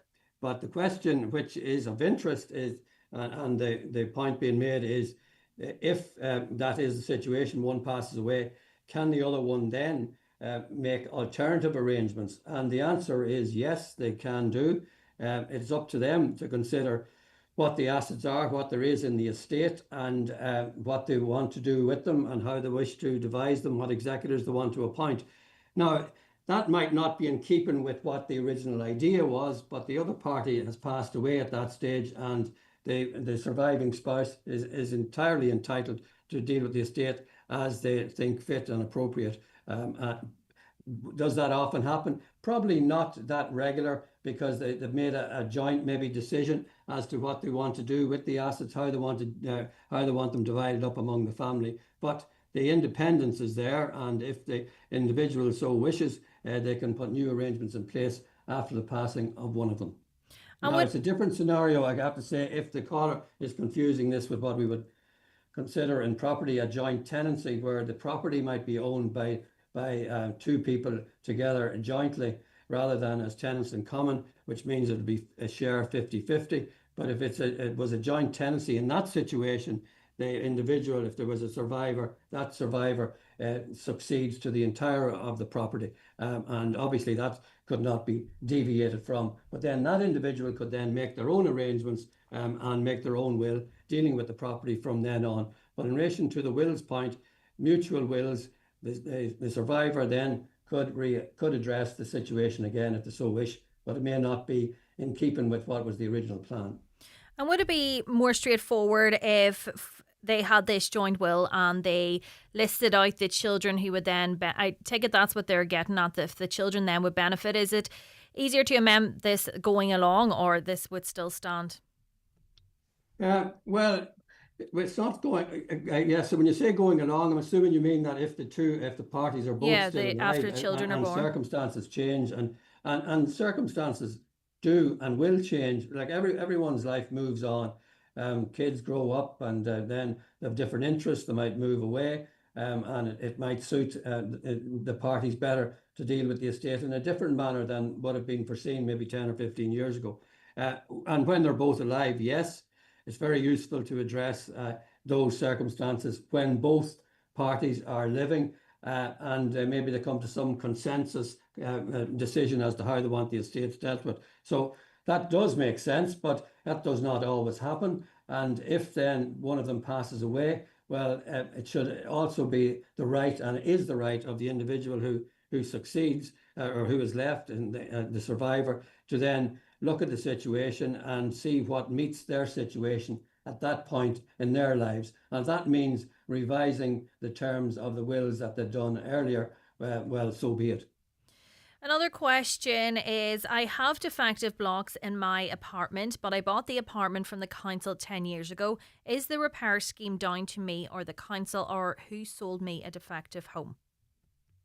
Yeah, it's a question that doesn't arise very often. It's obviously hinting maybe at the grant scheme in relation to the pyrite and mica that's in place at the moment, and it was revised back last year, and it's now the enhanced effective grant scheme.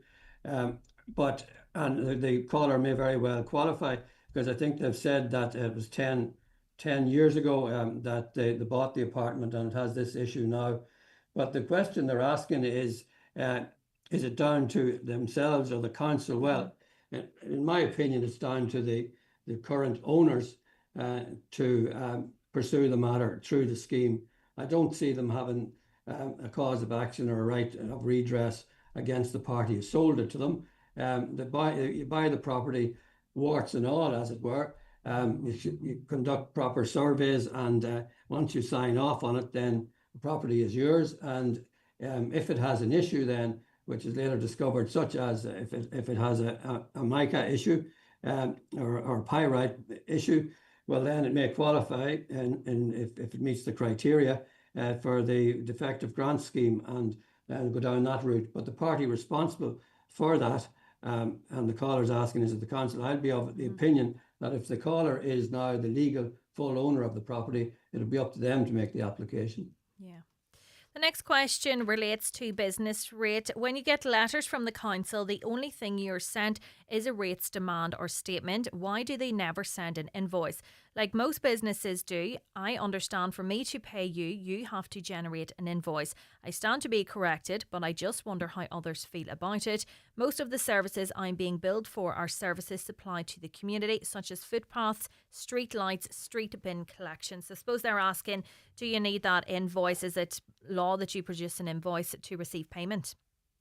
Well, I think many of us are ratepayers, and it's my understanding that they are issued a statement or invoice usually twice annually, and you can pay your 6 months and then pay the balance at a later date, and that is raised at some point in the year. I mean, it's up to the caller to liaise with the local authority on that. But usually when the rate is fixed, they are advised, and that then that's rate demand, as it's called, issues. And that is, in my interpretation of it, subject to correction. That is in fact the invoice, and then you make the arrangements for the payment of it. So if they need any further clarity as to what is covered by the rates, well, that's a much bigger question, and one that they should maybe raise with the local authority. But it is for the provision of common services, and that's always been the case. Obviously, people might have their own view on those services and what they are, and whether they're actually value for money, but that's an entirely different debate. Yeah, I'm sure the council will be happy to provide any information. Another listener says, please ask Seamus how long it usually takes for the DPP to get back to the Gardaí. I made a complaint which was forwarded to the DPP, and I'm waiting a response. That was the 3rd of April. Yeah, well, I think that they should get in touch with the liaison officer who is maybe appointed in relation to the matter and dealing with it in the first instance, and stay in touch with them throughout. There's no quick answer to that. There's no hard and fast rule. The Director of Public Prosecution is an independent legal office. It's independent of judiciary, independent of politicians, and it has to make a decision based on the evidence gathered from an investigation by the Gardaí as to whether there is a realistic chance of a conviction in relation to a particular complaint that's put before them. It depends, I would say, on the complexities of the case, of the inquiry, of the number of witnesses. Most decisions not to prosecute are as a result of a lack of evidence, and that is quite usual, actually, in a situation where a decision has to be made. The DPP can make a call, and it's usually when it's something would fall under that there is not that realistic chance of a conviction, that they don't put the state to the expense, or an individual to the expense of defending an action that may not succeed. But the key here is communication, and communication with the investigation team and the Gardaí, and then to be kept informed by them. But there is certainly no timescale that's applicable. Just depends on the complexities. Yeah. Another question. If a company with 3 directors goes into insolvency with debt, will the directors be liable for this debt? The company, well, a limited company with its registered office at X. The purpose of the limited is that it is limited from the point of view of exposure for the directors in the event that it fails and is not and goes insolvent. So if it's a situation where it cannot be established that there is any, one case could be like reckless trading. If there was an allegation of that, that may bring the directors into the firing line with regard to maybe future application to the Director of Corporate Enforcement in relation to having them disqualified from acting again. But the basic rule is that limited liability applies to a company, and therefore it's the company's assets, which is an entirely separate legal entity to the people or the directors. Now, you'll have to, as it were, look behind that if you have a situation where, as I mentioned, if there was some sort of an allegation of a breach of the director's duties, that you would be trying to attach debts to the directors. And that would be in exceptional conditions and be difficult to prove, but it can, and definitely it does arise. But from the point of view of the limited company, if they have declared that they're insolvent, and they have let their creditors know and taken all the appropriate steps and discharged their own duties, their own fiscal duties in relation to the running of the company, well, then they shouldn't be held liable. But if it's a situation where you have maybe reckless trading, knowing that they're insolvent and continuing to act, that might be entirely different. Yeah, depending on the circumstances in that case. And one more question. Can a signed letter witnessed in the presence of independent witnesses have a legal bearing in the case of someone wishing to relinquish their share or claim of a property? If they are a spouse, separated but not legally, mortgage would not be defaulted. Well, it's tricky. They're saying it's a letter. It's very vague. They're not saying the context in which it is proposing to use it. It's talking about a relinquishment of an interest in a property. That would usually be maybe dealt with by way of an attorney or solicitor and signed off on if it was going to be relied upon. If it's a simple situation where you may have a case where, just for example, a marital breakdown situation, and somebody says, well, they're not going to make a claim on a property, and they signed a bit of paper maybe to that effect. The weight that would be applied to that would be entirely up to a judge when he'd be hearing a case. So it does depend on the type of document it is, and it depends also on the type of case. There wouldn't be a hard and fast rule on it. It'd be a question of interpreting the background to it, and how it was completed and for what purpose, and was it completed for the purpose of having a legal impact in the future. If you're signing off on a property, there are certain formalities that are required, and that in those situations you'd be as well having legal advice, and there would usually be, if somebody's relinquishing an interest, there would be such a matter as a deed of transfer of that interest to some other party, and that would go through the normal legal channel. So the weight that would be applied to some type of letter would be a matter for maybe a judge that would be hearing a case where it would be in contest. And if it's a property matter, it would have to be, as I say, signed off by way of a deed, in my opinion. Seamus Gunn of McCuhan, Gunn and Co. Ramelton and Letterkenny. Thank you so much for joining me this morning. Just before we head to a short ad break, I want to remind you that we're giving you the chance to win 2 tickets to the big Highland Summer Bingo Party on Sunday, August the 2nd in Jackson's Hotel, Ballybuffet. Join your hosts, Keith Fletcher and Lee Gooch, with Marty Freel on the decks for a night of wild bingo, tropical vibes, a big party tunes, daft games and big cash prizes, all in the heart of Ballybuffet, with our top prize of €1,000 up for grabs. So we've been giving away tickets every day this week throughout the different shows, and we have 2 tickets to give away today. And then coming up a little later, before 12 on the show, the winner from each day will be entered into a draw to win an overnight stay with B&B in Jackson's Hotel on the night. So to be in with a chance of winning, simply answer this question. What is the bingo call for number 22? Is it A, Two Little Ducks, or B, Quack Pack? So you can text or WhatsApp your answer, name and address to 086 60 20 5000. Highland Bakery brings the magic to your morning tea break. Golden scones, still warm, soft in the middle and impossible to resist. Look for the packet with the rabbit on it. Fresh from the oven to your local shop. 25 years of Highland Bakery. Join David James and his band this Friday night, 4th of July in the Melon Country in Omagh. Doors open 9 p.m, band on stage 10 p.m. That's David James in the Melon Country this Friday.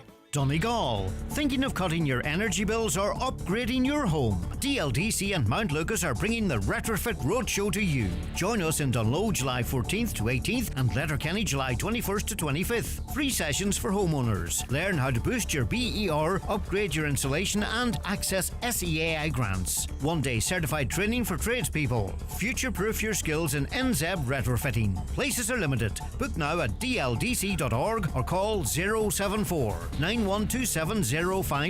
DLDC, bringing energy expertise to your doorstep. Bedtime bargains at Cooney's Home Interiors. Huge savings on in-stock beds. 4'6" fabric bed frame from €299. 5-foot bed frame with mattress only €599. Mattresses from €129. Set of pillows €10. Bed sheets from only €5. These are just some of the many offers in store at Cooney's Home Interiors, Letterkenny. Offers only while stocks last. Your specialty is quality tiles, bathroom suites and wooden floors. Who is the best range of tiles in Donegal? Crawford Tiles. The best wood flooring? Crawford Tiles. The best bathroom suites? Crawford Tiles. 5-day bathroom refits? Crawford Tiles. And who's been tampering with my questions? That'll be me. Crawford Tiles, Castlefin. That'll be them. 07491 43942. Hybrid, plug-in hybrid, electric. Don't get confused. Get excited with Toyota, Ireland's best-selling car brand. At Kelly's Toyota, Letterkenny and Mount Charles, you get the power of choice. There's our wide range to see, including the Toyota CHR and the all-electric BZ4X, with power-up boosters of up to €3,000 and flexible payment options available. So order now at Kelly's Toyota, Letterkenny and Mount Charles. Toyota, built for a better world. T's and C's apply. Best-selling claim based on latest figures. Highland Radio weather updates with McElhenny's. Find all your summer essentials from fashion and accessories to beauty and homeware at McElhenny's. Explore more in-store or shop online at mcelhennys.com today.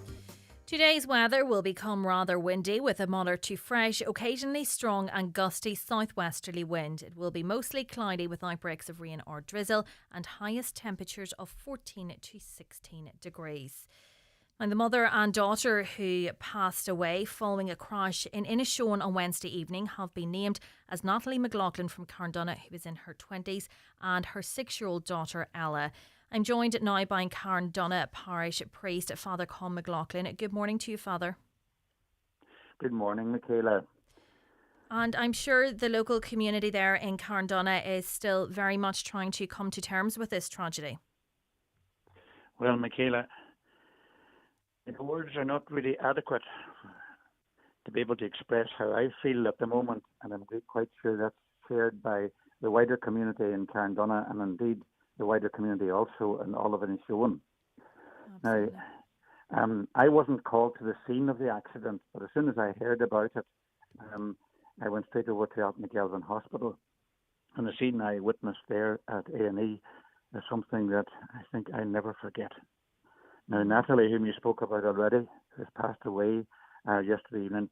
The mother of the children, she was obviously in a deep coma, and she had been prepared for transfer to the Royal Hospital in Belfast. And I suppose, not being a medical person, I felt that things were really, really bad because she seemed to be on some kind of portable life support machine. And they moved her then to Belfast. But then, in the other, I remember very clearly the sound, of the staff in the hospital trying to preserve life. There were 2 cubicles. One in it was Natalie, and the other was her little child, Rhea Rose. And one of the things that sticks out in my mind is that little Rhea Rose was moving in and out of consciousness. And every time that she came out of consciousness, she responded with kind of a startle and began to cry. And one of the things was that she would lift up her little arms as if somebody to lift her out of the cot. Yeah. But that wasn't possible. So after all, her two legs were broken. And I think also that somehow or another there was some kind of abdominal injuries by what looked like the bandaging that was on her. But also I found out subsequently that there was a bone broken in her neck as well. To see a little child crying in a situation like that and to experience the actual horror of what had actually happened is something I think that will stick out in my mind. Yeah. Also, too, we think of something else, is the little 6-year-old who was already dead. I think she was a 7-year-old anyway, who was already dead, and she was in the morgue in Letterkenny Hospital. So, then I came out to do the 10 o'clock Mass yesterday morning, and I spoke to the people prior to the 10 Mass, and the silence was palpable in the chapel, I think. The people were really in shock at the situation. And it was something, that I suppose we'll never forget. But it also reminded me of something else when I was in the hospital, was the fact that I was in Buncrana from 2004 until 2008, and there was a number of very serious multiple car crashes with multiple deaths at that particular stage. And I was reminded of that particular time when I was in the hospital, and I couldn't help but think that within the Inishowen Peninsula, there's been an awful lot of tragic deaths, and I'm quite sure that would have been palpable and would have spread throughout the whole community there. And it sadly brings up those memories for those many people in Inishowen that have faced this same situation. Yeah, indeed it does. And just to remind you, the little child who was in the cot there, or in the little trolley, she was only 18 months old, God. And I remember seeing her little pigtails and that sort of thing. So we stayed with her until she was finally removed to the Royal Victoria Hospital in Belfast as well.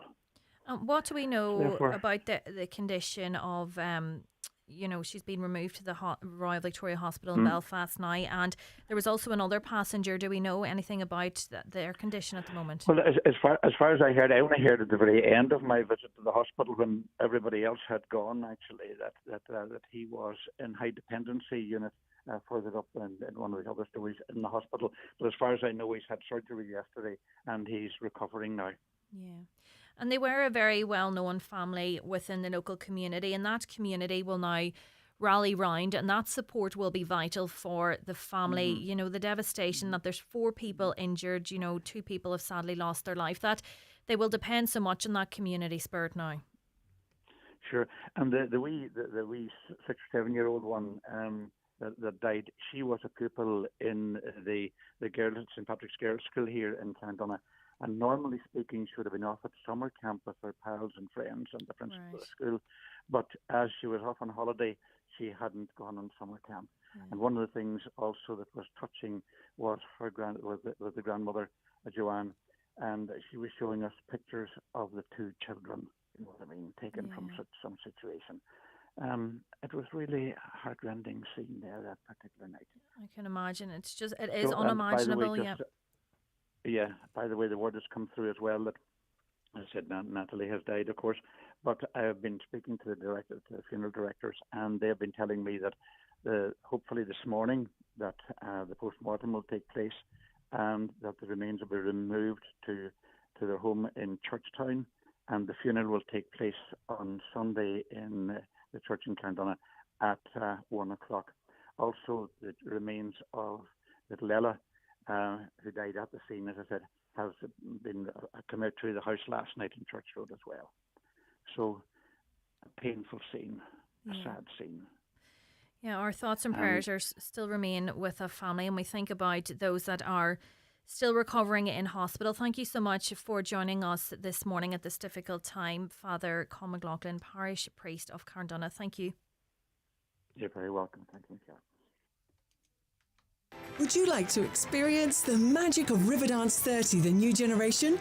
Come along with Highland Radio on Thursday, August the 28th for an unforgettable trip to Dublin's Gaiety Theatre. Enjoy luxury coach travel, a night stay at the 4-star Grand Canal Hotel, and premium seats to the iconic show. Spaces are limited, so secure your spot today. Call us now on 074 91 25000 or visit the outlet at highlandradio.com. I had problems with my knees for about 7-8 years. I think I'd give Kingsbridge 5 stars just because of the support and help that they gave me before and after the surgery. I was a public patient and the HSE reimbursed the cost. Republic of Ireland residents can get rapid access to cross-border surgeries at Kingsbridge private hospitals in Belfast and Derry, with medical costs reimbursed by the HSE. Find out more at kingsbridgeprivatehospital.com/cross-border. Kingsbridge, your fast track to 5-star care. Terms and conditions apply. Thinking of changing your floors? Why not see what Florid Letterkenny has to offer? Florid have a large selection of solid, semi-solid and laminate click vinyl wood flooring, together with a fantastic choice of parquet, herringbone flooring, all at incredible value. Don't delay. Call Florid today on 087 161 7008. Get the perfect lawn with Homeland's July mega deals. Alpina 452cc Ride On More now €2,650, save €349. iPower 99 Drive More now €399, save €100. FCO Multi-Tool now only €469, save €100. Offers end July 21st in store and at homeland.ie. Nationwide delivery available. Plan something new at the start of the year? Well, who hasn't? Now's your second chance with the 252 registrations at iMotors. Take the wheel of the iconic Qashqai, the bold X-Trail, the sporty Juke, or go electric with the stunning Nissan Ariya. They're here and they're waiting for you. Visit imotors.ie today. iMotors, fearless generation. It's midsummer markdowns time at McElhinney's department store in Ballybuffet. Enjoy up to 25% off your favourite designer brands across fashion, accessories, home and much more. Discover top offers and unmissable deals in store from Monday to Saturday or shop online at mcelhinney's.com today. It's now 11 o'clock and time for the latest news headlines with Donna Marie Doherty. Thanks, Michaela. Good morning. A mother and daughter who died as a result of a crash in Donegal have been named locally. 6-year-old Ella McLaughlin died at the scene in Carndonagh on Wednesday. Her mother Natalie, who is in her 20s, died from her injuries in the Royal Victoria Hospital in Belfast yesterday evening. Local parish priest Father Con McLaughlin says there's no words to describe the feeling in the community. The man who died at a primary school in Omagh yesterday has been named as Paul Corrigan, a building supervisor and member of the grounds maintenance team with the Education Authority. Mr Corrigan was involved in a serious workplace incident at St Mary's Primary School in the old Mountfield Road area of Kilclougher. The Education Authority says he was a highly valued and dedicated member of their facilities management service team for over 30 years. The Mayor of Donegal Town says the debate over the location of a surgical hub in the northwest must be about patient welfare, not government formation deals. During the Friday panel on today's 9 till noon show, Anna Gallagher told Michaela Clark that as someone who lives halfway between Letterkenny and Sligo, she can see merit in both, but believes the figures clearly vindicate Letterkenny's case. 45-year-old Stephen McLaughlin from Limavady was sentenced in Derry Crown Court yesterday for domestic abuse crimes. Mr McLaughlin was sentenced to 6 years and 8 months imprisonment. In a statement released by police, Detective Constable Smith said the attack left the victim requiring staples to the left side of her head and left her suffering significant swelling for which her children were present. And a 58-year-old man has been charged to court in Derry for possession of indecent images of children and possession of extreme pornographic images. He will attend Derry Magistrates Court today. And finally, Ukraine's President Volodymyr Zelensky has called for tougher sanctions to be placed on Moscow after Russia launched a huge overnight attack. 6 of Kyiv's 10 districts suffered damage in what appears to be the heaviest aerial attack of the war so far. It came just hours after Donald Trump and Vladimir spoke by phone, with the Russian president saying his country will continue to pursue its goals. That's all for now from the news desk. Back with more headlines at 12 noon.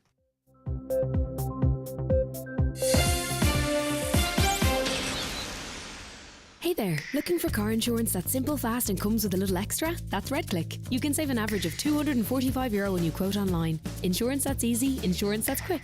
Whenever you need us, you just need to click. Visit redclick.ie. Discount based on new private car policies from 1st November 24 to 1st February 25. Max discount €300. Apply before optional covers. Subject to minimum premium. Acceptance criteria, terms and conditions apply. Generali Seguros y Reyes Seguros SAU, trading as RedClick and Generali, is authorised by the General Dictators of Insurance and Pension Funds in Spain and is regulated by the Central Bank of Ireland for conduct of business rules. The county's #1 talk show, the 9 till noon show on Highland Radio.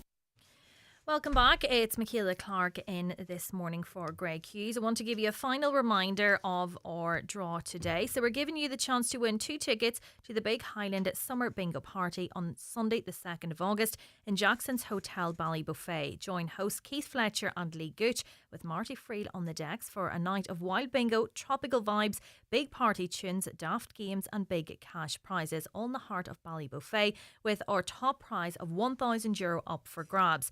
So we've been giving away tickets every day this week throughout the different shows, and we have 2 tickets to give away on the 9 till noon show today, and then later before 12. The winner from each day will be entered into a draw to win an overnight stay with B&B in Jackson's Hotel on the night.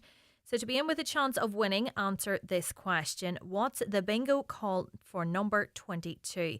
Is it A, 2 Little Ducks, or B, Quack Pack? You can text or WhatsApp your answer, name and address to 086 60 25,000. Now we're joined in studio by Shannon Wilkin from our team, who has been looking at some of the big social media stories of the week. Good morning, Shannon. Hi, Michaela. How's it going? I'm good. If I turn up your right mic. I need to get closer. Maybe that's No, you're grand. You're grand. It's my fault. So what have you been looking at this week? We always have loads of conversations about what's doing the rounds on socials. So I've been looking at Anna Olivia Hines' upcoming wedding this week. So we're seeing the countdown every day. She has 10 days, whatever. But some people, there's been a theory that the wedding has actually already happened. Right. So someone got a clip from her podcast with Jerry Labs. Oh, and I love that podcast. Yeah, they're all good crack. Like they're really easy to listen to. But apparently she said that she would do short dresses, and Emma Kearney, known as Baby Emzo on TikTok, was pictured at a wedding in a short dress recently. Oh. So that was them trying to piece it all together. But funny enough, Rory actually commented, and I don't know, we'll just have to see. Are they playing it close to their chest? Yeah, and Did I it happen? suppose, do you remember there was that thing about people were calling to her house? People knew where she lives, so maybe they're just trying to keep it a secret because of that. You know, they don't want random strangers turning up to their house. But even her videos recently for an Irish creator, like she's on so many views. I think she averages around 400,000. Like that's crazy for someone from Armagh. Do you know? What's wrong with that, Shannon? Nothing wrong with them, but you know yourself, she's no A-lister. So what else have you been looking at this week? So we are always talking about food and stuff that we've seen. So we touched on the viral strawberries and cream sandwich last week. Have you had a chance to try it yet? I went looking for it. No joy as of yet, but I definitely will be keeping my eyes peeled. But I did spot the M&S viral dips. So we both came in actually on the same day, and she was like, "Oh my God, I found the dip," and I was like, "So did I." So what did you think of it? So I went for it's like cream cheese, hot smoked salmon, and capers. I think there's a bit of dill in it as well. Absolutely beautiful. I did have this last year. I loved it, and we were having the conversation. This will probably only last 2 days, but I did get about 4 maybe out of it. But it is highly calorific. That's why we were having the discussion. How far can we divide it down? But I would highly recommend. But you tried a few different ones. So I tried the Indian one. So it has chickpeas, it has a bit of mango, there's a wee bit of spice to it. I don't know if I'm just being fussy, but I wouldn't buy it again. Right. Like, I'm sorry. Did you try the salmon one? We were having the conversation. We have that many conversations. We do actually do work. But we were talking about the salmon earlier in the week, and you weren't really a fan of smoked salmon, but it's actual proper cooked salmon, just hot smoked. If that makes sense. I didn't spot the salmon dip, but I actually got the buffalo chicken one as well, and the Mexican dip, but I didn't get to try them because they actually went out of date, but that's my own fault. Yeah. And then have you seen the Big Daddy chocolate bar? Yes, I have seen that. Actually, now that you mention it, we got sweet goodies from M&S during the week as well. I can't remember what you call them now. They're like coconut tea cakes. I'm probably explaining it wrong. But it's like the marshmallow or the mallow inside, chocolate covered and sprinkled with coconut. Would highly recommend as well. But we also got, apparently these are viral. That was my husband told me. I don't know how he knows this. The custard creams that they have. They're chocolate covered custard creams. Have you seen them? Yeah, they are nice, quite heavy, but I was expecting a bit more as well. But yeah, they're nice enough. They're nice. But I've seen them bars are massive. They're like a treat. But even I made my own Dubai chocolate because I just couldn't find it anywhere in the shops. And I don't know. Don't get me wrong, the Big Daddy was nice, but it's $10.50 for a bar of chocolate. You know. And would you eat it one go? Oh, too much. You'd have to share it out. And again, I think it's very calorific. Yeah, everything nice isn't it? Yeah. Is there any low calorie options there, Shannon? I don't know, to be honest. Maybe if you took out the nuts, because the nuts they are good for you, obviously, but they're very calorific. Yeah. You did mention earlier about a different trend going around relating to food. I'm not too sure about this. So I actually forgot to bring it in with me, but I have the ingredients. So there's one called Farmers or Miners Coke. Basically, it's for anyone from the south of America. Whenever they were out working in the mines or in the farms, they didn't have two hands to hold their drink and their peanuts at the same time. So they dumped them into the drink. And apparently it creates this lovely, sweet, salty thing. And the truckers still drink it to this day. So I did bring it in to try it, but I don't think I can get it. So maybe next week. Yeah, I don't know how I feel about that, but it's like Coke floats. I don't know how I feel. And I always think like the Miners Coke, how do people come to establish that this is a good combination? I think that one's different because that was practicality for them, I suppose. Sweet and salty, either you're into it or you're not. I mean, you heard Greg even last week on the V&M podcast. They were talking about, was it putting pepper into your salt and vinegar crisps, and then another one was your chips and your ice cream, and then a meanie sandwich. What's a meanie sandwich? You know the crisps, the meanies, they're pickled onion flavours. Oh, right, okay. Yeah, I don't know. No, I don't know either. Whatever floats your boat, though. I mean, not chips and ice cream. No, I love ice cream and chips, but they would be actually my death row meal. Any form of chip, like they could be burnt, they could be the most horrible chips, but I love chips and ice cream as well. But not together, no. So what else has been grabbing your attention? So I saw it doing the rounds on TikTok first, the Netflix documentary about the train wreck poop cruise. Have you been following that? No, but it did pop up when I was on Netflix yesterday. Yeah. So I don't know, you know the way Americans tend to over-dramatise things a wee bit? I think the main story about them having to poo in the red bags was kind of given away, so that was a big spoiler. So what is it? There's no toilets on the train? So first of all, something went in fire in the engine room, and they were like, it's grand, we have 4 other engines to back us up, we'll get away with it. Turns out the whole ship shut down. So they had no electricity at all then. It turns out the water was powered by electricity, so they couldn't flush the toilets. They were suggested to pee in the showers and it would drain naturally, but then it actually stopped draining away, so it was overflowing. Then a tugboat came to their rescue eventually. I think this was 4 days in, and obviously with the tugboat they were at an angle. So all the sewage started seeping out through the walls and ended up in the carpets. People were trudging through it. Oh, no. Did you say, sorry, this is a true story? It's a true story. So I think it happened in 2015. And I remember there was a CNN journalist on, and they had a new editor, and they were trying to get the ratings up. And they were like, is this story, you know, too out there, too soft? But it was viral all over America, and they actually did wall-to-wall coverage of it.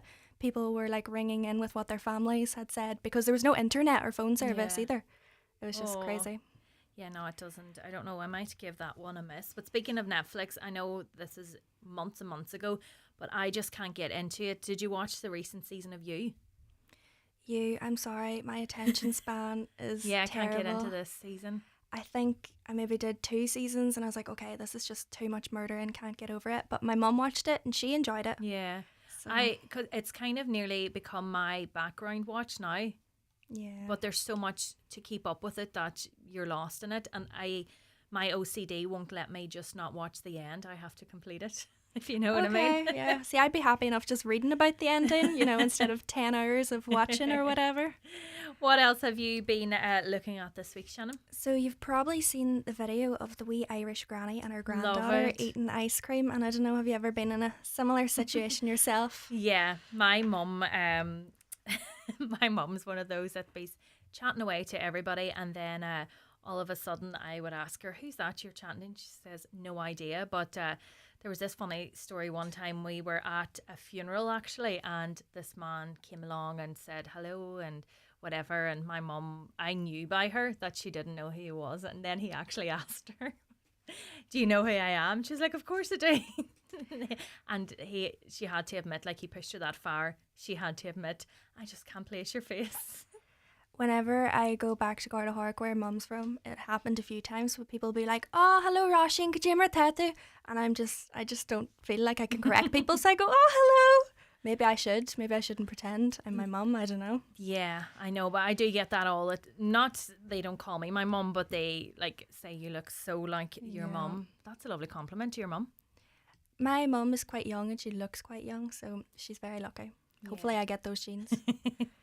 So what else, Shannon, has been our topic of conversation? We have that many conversations. So Be Perfect have actually launched a Saoirse Ruan and Mama collection. So all the funds are going to go towards 2 children's charities. So one of them is the Cancer Fund for Children and the other is the Hand in Hand Galway. And this collection actually only launched on Wednesday and it has sold out already on the website. I did a wee check this morning and they were hoping to raise €200,000 and they're at 127,000 already. So that's really nice. Yeah, that is lovely. And I think, Be Perfect does sell so well that it's nice that, they do something good like this. Yeah, exactly. And even Saoirse's mammy, Rosanna, said it was such a great outlet for her and for her grief and kind of a nice memoriam for Saoirse. And there's a nice wee story as well. Whenever Saoirse was alive, she used to love lip gloss. It was always in her handbag. And now her wee sister goes and gets the lip gloss and she's like, this is my Saoirse lip gloss. Oh, that's lovely. So, yeah, it'll be it's such a memory for them to have it forever, effectively. Yeah, it's really, really nice. Do we talk about the wedding in Venice? See, I was following this. First, I feel like the attention has been taken away from Jeff Bezos and Lauren Sanchez. So the first story was the questioning of Katy Perry and Orlando Bloom's relationship. So that was in the wires last week. It's been confirmed today they are not together anymore. But one of the signs was Shannon. that, breaking news. You heard it here in Highland. But Orlando was going to attend the wedding by himself. Okay. So that's where the rumours kind of came from. And then what else did I see? So the Kardashians seem to actually take over that wedding. Upstage. There's a photo now on our screen and it's Kim and Kylie. Like, they are flawless in fairness. But what I was seeing after the wedding as well was actually all about Kylie Jenner. So I don't know, is that the same picture? But she was wearing a light blue dress. Yeah. And people were trying to say, oh my goodness, is this a blue dress? Is this a white dress? Yes. But I think it's blue. What do you think? It's nearly virgin on silver, actually. Yeah. But I was at a wedding recently and my friend actually said to me, oh, that girl's wearing white. I don't think it was white, but it's such a hot topic now that you just wear, and I'm really not a colour person. I'm so beige with what I wear that I struggle then going to a wedding because I feel like I need to put such an emphasis on a coloured dress. I remember even reading an article a while ago of how you shouldn't wear red to a wedding. It's apparently upstaging the bride again. And you're not meant to wear black? An attentive colour. So, I don't know, what's the winner here? Like, do we go by season? If it's springtime, wear yellow, summer, wear pink. But even I remember my uncle got married, however long ago it was, and the bridesmaid dresses were the same colour as the dress I had worn. See, that's so the fear I then looked too. like I was part of the bridal party, but I wasn't. And they always say that the invitation will give a clue as to what the colour of the bridesmaid dresses are. But I don't know. When I was getting married, I didn't think I need to pick this colour of invite based on the bridesmaid dresses. So I don't know. It's hard to follow that then, because they could be any colour. They could be any colour. Like, and do you want to keep it a secret? Like, I don't know. It's just all very stressful. But what I like about bridesmaid dresses these days is they might go with one colour and different styles so that it suits everybody. That's nice. Yeah. Any final thing you want to talk to us about? Finish on a good one. I don't know. The one that I was going to say wasn't so good, but sure, I'll throw it in there anyway. Did you see the one of the proposal at Zach Bryan and she ended up saying no? I didn't see the video, no. Oh dear. And then part of me is wondering, is that clickbait? Is right. it not? Do you think? I don't know. Would you say yes if you got proposed to at a festival? No. Is it romantic? It's well, I'm not big into says me sitting here on the radio, I'm not big into people looking at me. Whenever I was getting engaged, it was in a park in Edinburgh, and I was literally sitting on a park bench and Lee went to propose. I was like, oh my god, not here. So we walked round the park to find a spot that was really secluded. He was about to do it and you went, no, I'll stop you right there. I couldn't deal if anybody seen and said congratulations or started shouting. I was just like, no. So I don't know if I would say no at a Zach Bryan concert, but I would be like, yes, but get up quickly. Yeah, maybe the initial shock of it, like shutting them down in public, but then when you get home, well, you might not make it home if you say no to someone. Do you know what I mean? I know.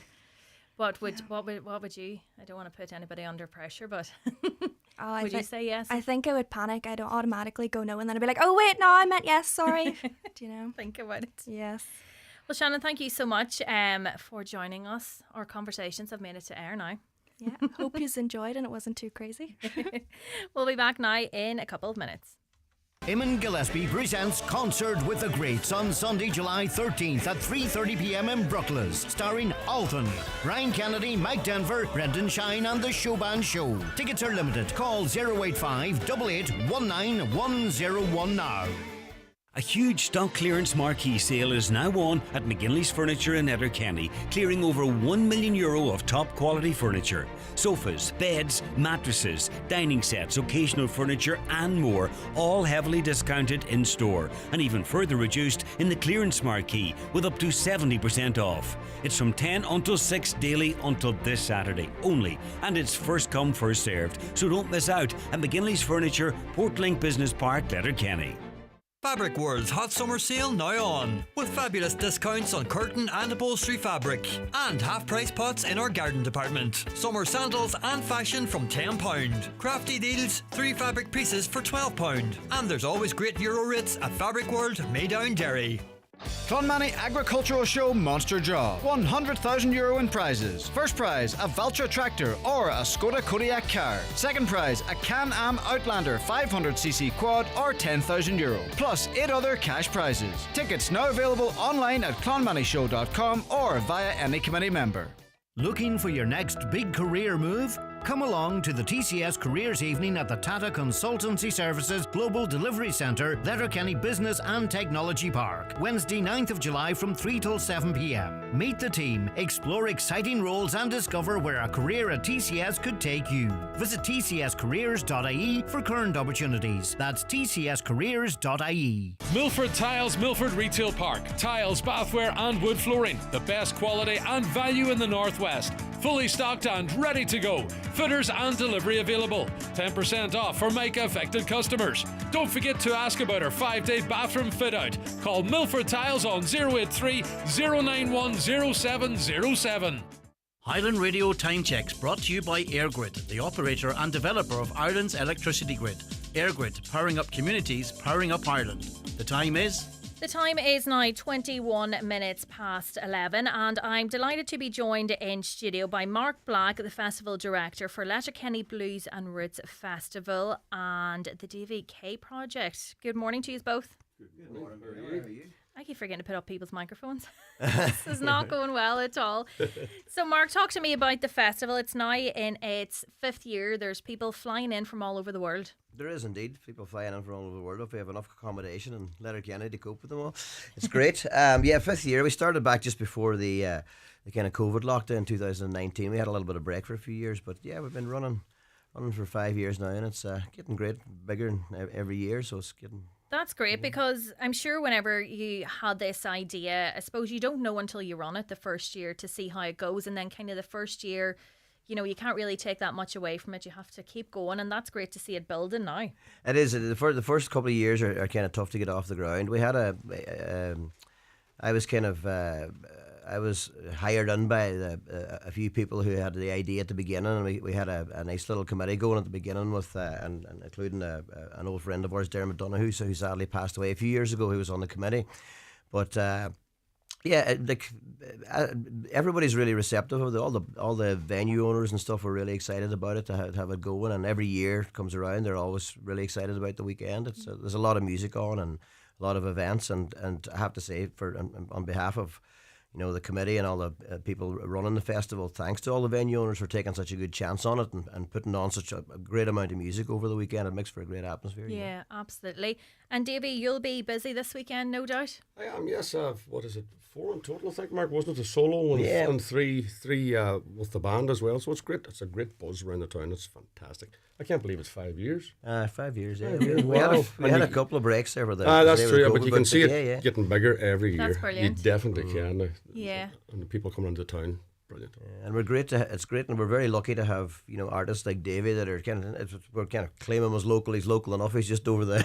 It's not far away. Not that far away, not that far away. But we're great to have such a great talented local artists, as well as people coming in from like the UK, and we have bands from Canada coming in this year, and France and stuff like that. Amazing. Well, so, Davey, you're going to give us a wee taste of what's to come, so maybe we'll get one now, will we? That's all right, no problem at all. I'll give you a few verses. I was wondering what song I was going to do, but I'll give you a few verses on one of my own songs, and we'll take it from there. Perfect. If that's okay. All right.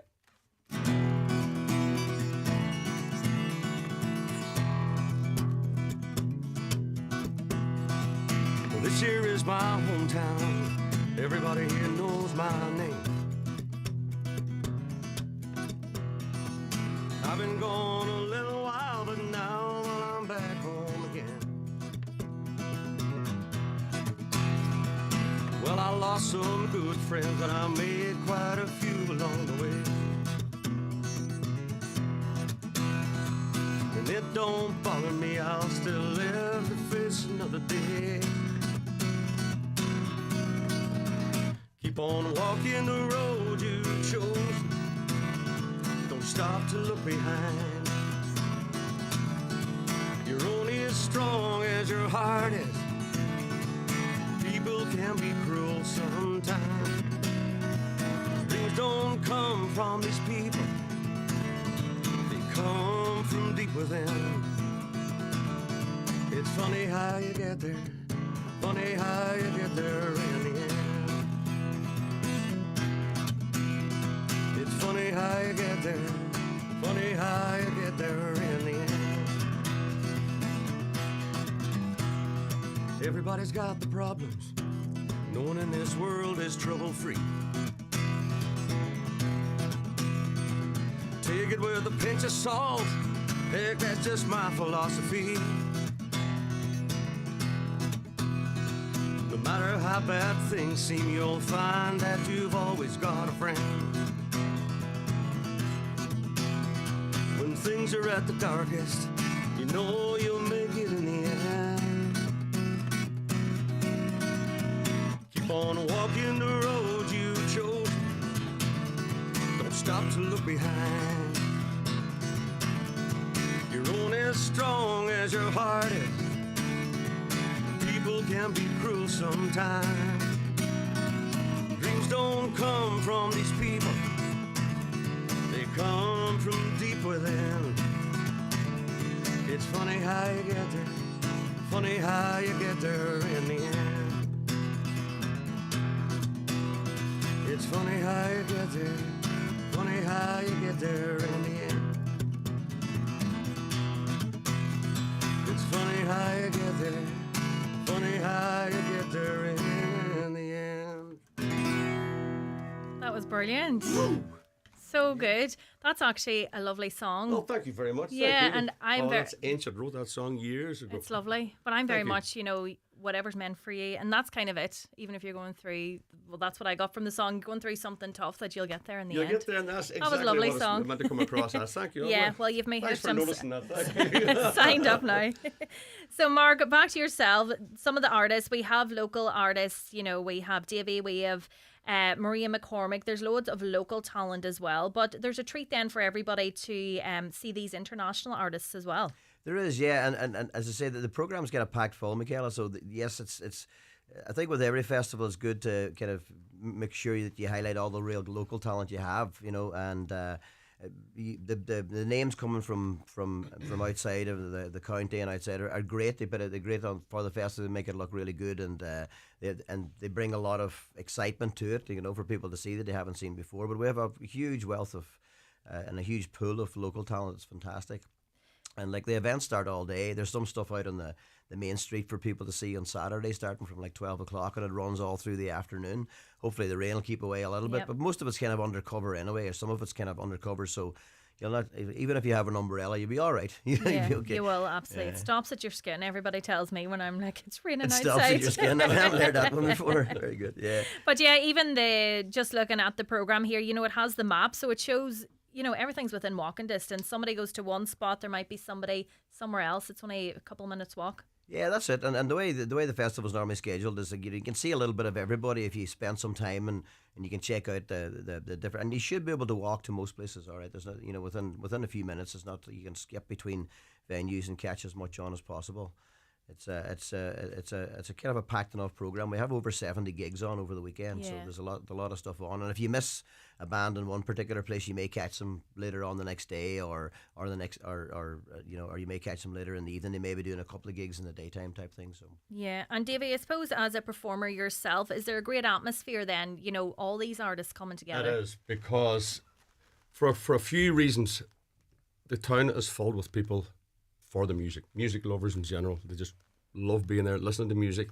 They've got the gig guide. I'm just looking there, Mark. It's a great way where they can plan out their day. They can go here and then they can know they'll go somewhere else. Great buzz, great atmosphere, and personally speaking, it's a great time to meet other musicians. Because you know yourself, Mark, that's the only time we get to see other musicians is at a festival. You haven't seen another musician for a long time, and you can catch up because. So it's good. It's a great buzz. It's really, really good. Really good. And it's a great way, I suppose, to introduce people to this style of music. You know, they might think, "Oh, blues isn't for me," but when you actually hear it, it's a great sound. Mm-hmm. Yeah, it's like blues and roots and kind of blues and jazz and blues is a great brand for a music festival that has like lots of activities on all day long. You know, I mean, it's to a certain extent it's kind of child friendly up to a certain point of the evening, so people can bring their families along, or they can bring the kids in and check out some of the music. And there's lots of different styles of music. We have this year we've got like we've got folk music, traditional music, lots of blues. We have a ska band on. You know, there's even heavier on the rock side, stuff like that. We have singer songwriter sessions on.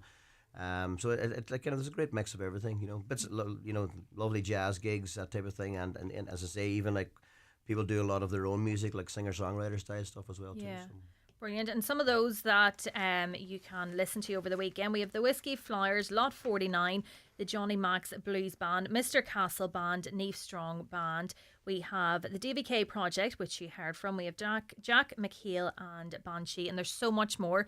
So, Mark, where can people get more information on this? So if you go to our Facebook or Instagram, which is Letterkenny Blues and Roots Festival, and you get also, as I say, do your best to save the planet. Download the program from that rather than there are programs and there are posters available on most of the venues. But I mean, take a picture of it, keep it on your phone, and go online to the Facebook or the Instagram page, Letterkenny Blues and Roots Festival. And as I say, take a picture of the program and keep it on your phone, and as I say, save the planet and be green.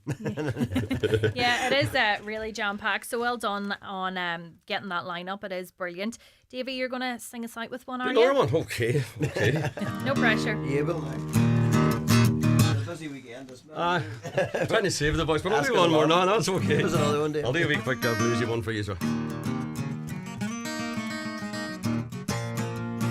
Ooh, baby, I declare you sure look fine. Ooh, baby, I declare you sure look fine. Well, a girl like you can make this crazy fool just lose his mind. Let me love you, baby. Let me love you, baby. Let me love you, little darling. Let me love you, baby. Let me love you, baby, till your true love drives you crazy. Well, now, baby, when you walk, you shake just like a willow tree. Baby, when you walk, you know you shake just like a willow tree. Well, a girl like you can make a crazy fool out of me. Let me love you, baby. Let me love you, baby. Let me love you, little darling. Let me love you, baby. Let me love you, baby, till your good love drives you crazy. Brilliant. Yeah.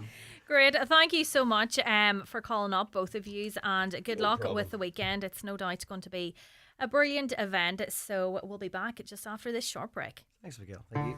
Why leave the magic moments and great scenes you've captured sitting on your phone when you can have them printed at McGee's Chemist? Using McGee's website or one of their in-store kiosks, you just upload your photos, select the ones you want, and have them printed instantly within an hour, or use the 24-hour service. 35mm and film from disposable cameras also printed, and old photos can be digitally restored. Hold your memories in your hand with McGee's Chemist, Letterkenny. This July 18th and 19th, Gweedore comes alive with Salt Music Festival 2025. On Saturday 19th, experience The Stunning, the Sharon Shannon Big Band with Garen Noon, the Luke Combs Experience, and many more. For more information and tickets, go to saltfella.ie. Salt Music Festival 2025. 2 days, one place, great music.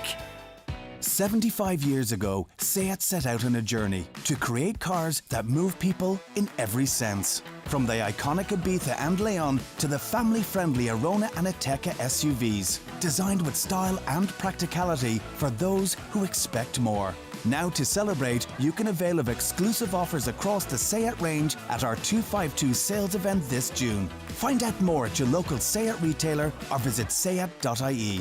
SEAT. Expect more. Your local SEAT dealer is DMG Motors, Clara Road, Donegal Town. Telephone 074 9721 396. Irish summers, eh? If only we were guaranteed the weather. But what is guaranteed is the €1 million One Lotto Plus player must win this Saturday, July 5th. That's €1 million guaranteed, whatever the weather. So, rain or shine, play Lotto with Plus for your chance to win. The National Lottery. It could be you. Play responsibly. Play for fun. For all your training needs, Northwest Forestry Services Training Department Ballybuffet offer a wide range of courses from training bodies such as NPTC City and Guilds, QQI, LADRA and ABA International. Courses include all land-based services such as chainsaw, tree climbing and rescue, pesticides, working in heights and ATV training. Other courses offered include first aid responder, manual handling and building safety, to name but a few. For a full list of training courses and availability, contact Northwest Forestry Services Ballybuffet on 074 9132033. You're welcome back to the 9 till noon show. Congratulations to Mary Creerand and KG Ramelton. You are the winner of our 2 tickets to the big Highland Radio Summer Bingo Party today. And the answer to that question, the question was, what's the bingo call for number 22? And the answer was 2 Little Ducks. I wouldn't have known that off the top of my head, so fair play to you. That is Mary Creerand of KG Ramelton. You are today's winner, and you'll also then be put into the draw, which is happening a little later, for the overnight stay as well on the evening in Jackson's Hotel. Some of your comments now. The person who said Kerrygold butter is €4 in some stores are living in dreamland. £1 of Kerrygold butter today in SuperValue and Lidl is $5.50. Another listener says Alton Galvin is bursting at the seams. Dairy people have long waiting lists. Yeah, it is. We were talking earlier about healthcare, and somebody had mentioned, do we need to look at the cross-border element a bit more? But yeah, hospitals on both sides of the border are struggling to meet the demand at the moment.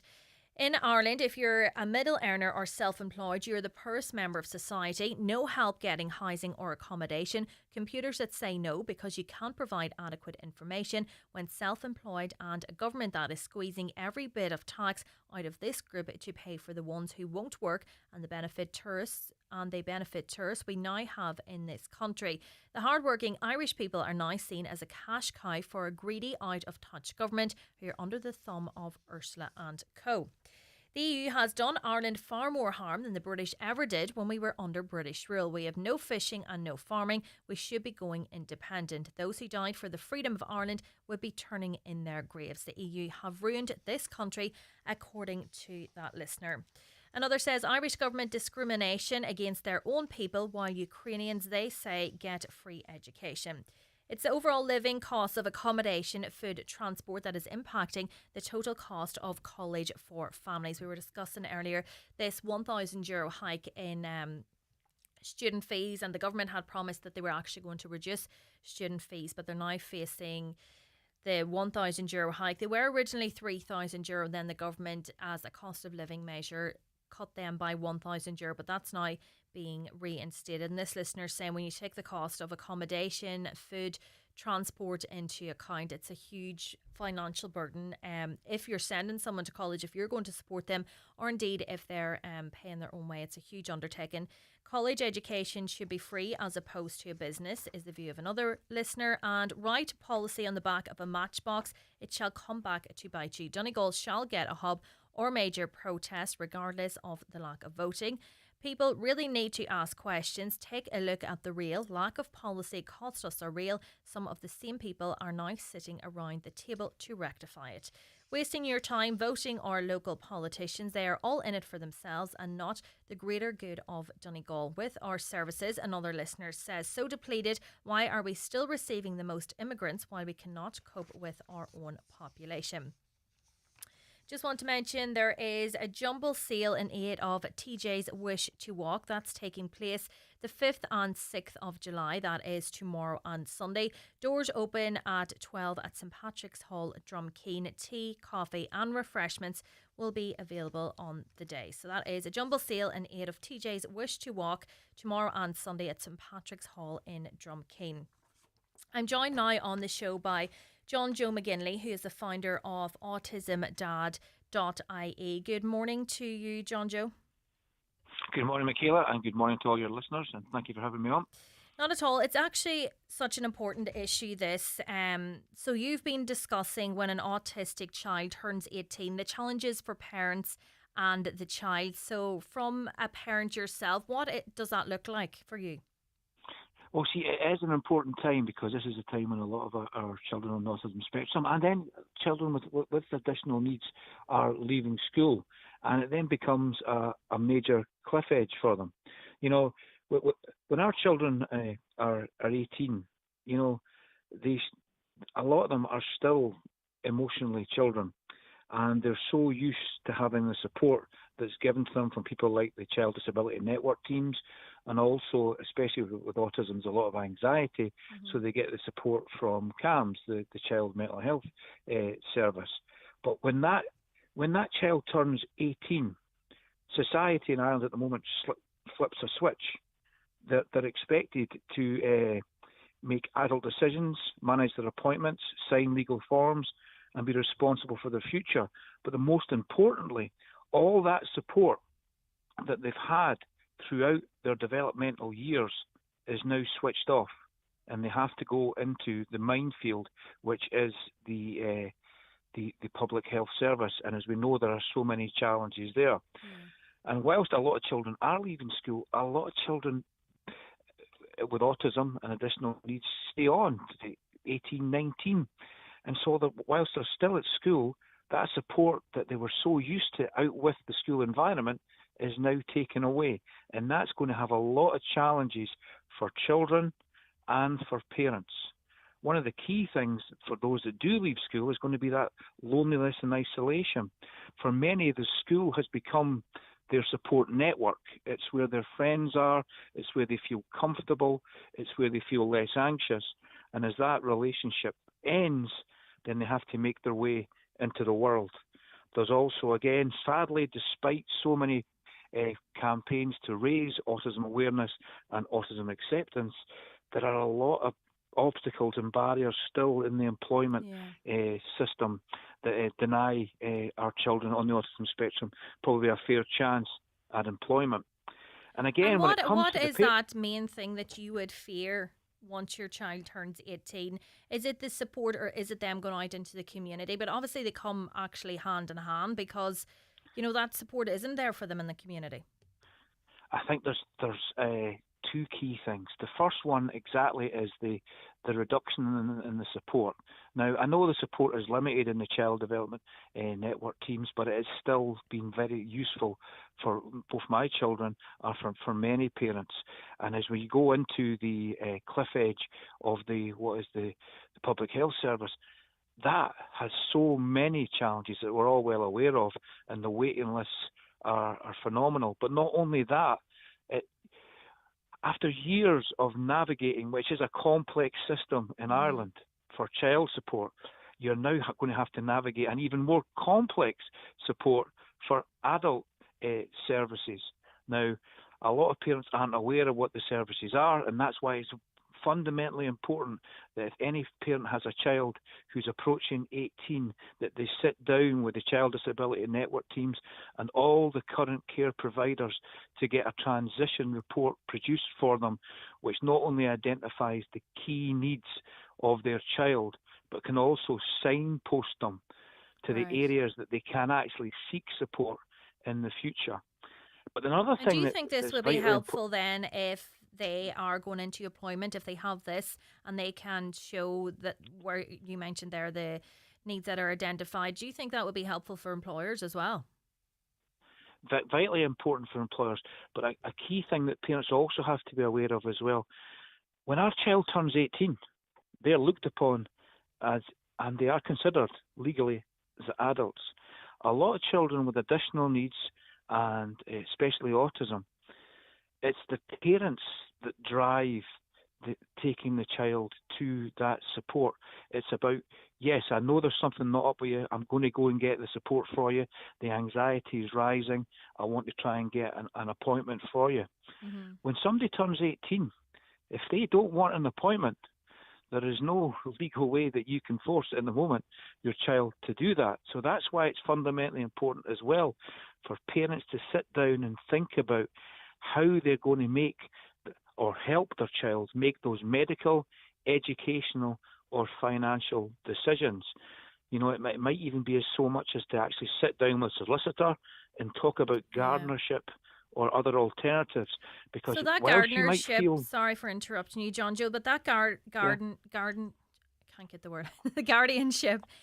Does that so that means that if your child then was under, say, your guardianship, that you then have the responsibility to intervene in medical and financial situations, is that correct?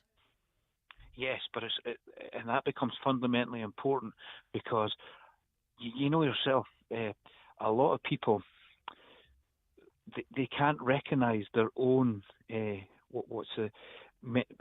could be anxiety issues or a slight decline. We're their parents. We've been looking after these children for 18 years. Yeah. We can see the red flags that are raised. We can identify when we can get that early intervention before those red flags increase into something more serious.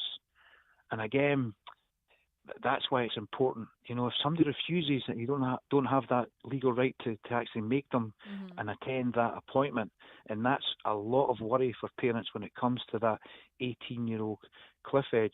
So what I've tried to do in autismdad.ie, the website that I've put together, is I've put together a blog, and I've also been using Facebook, Autism Dad Ireland, and Twitter, AutismDad67, to try and put together the key issues that children face when they get that cliff edge of moving from adolescence into adulthood.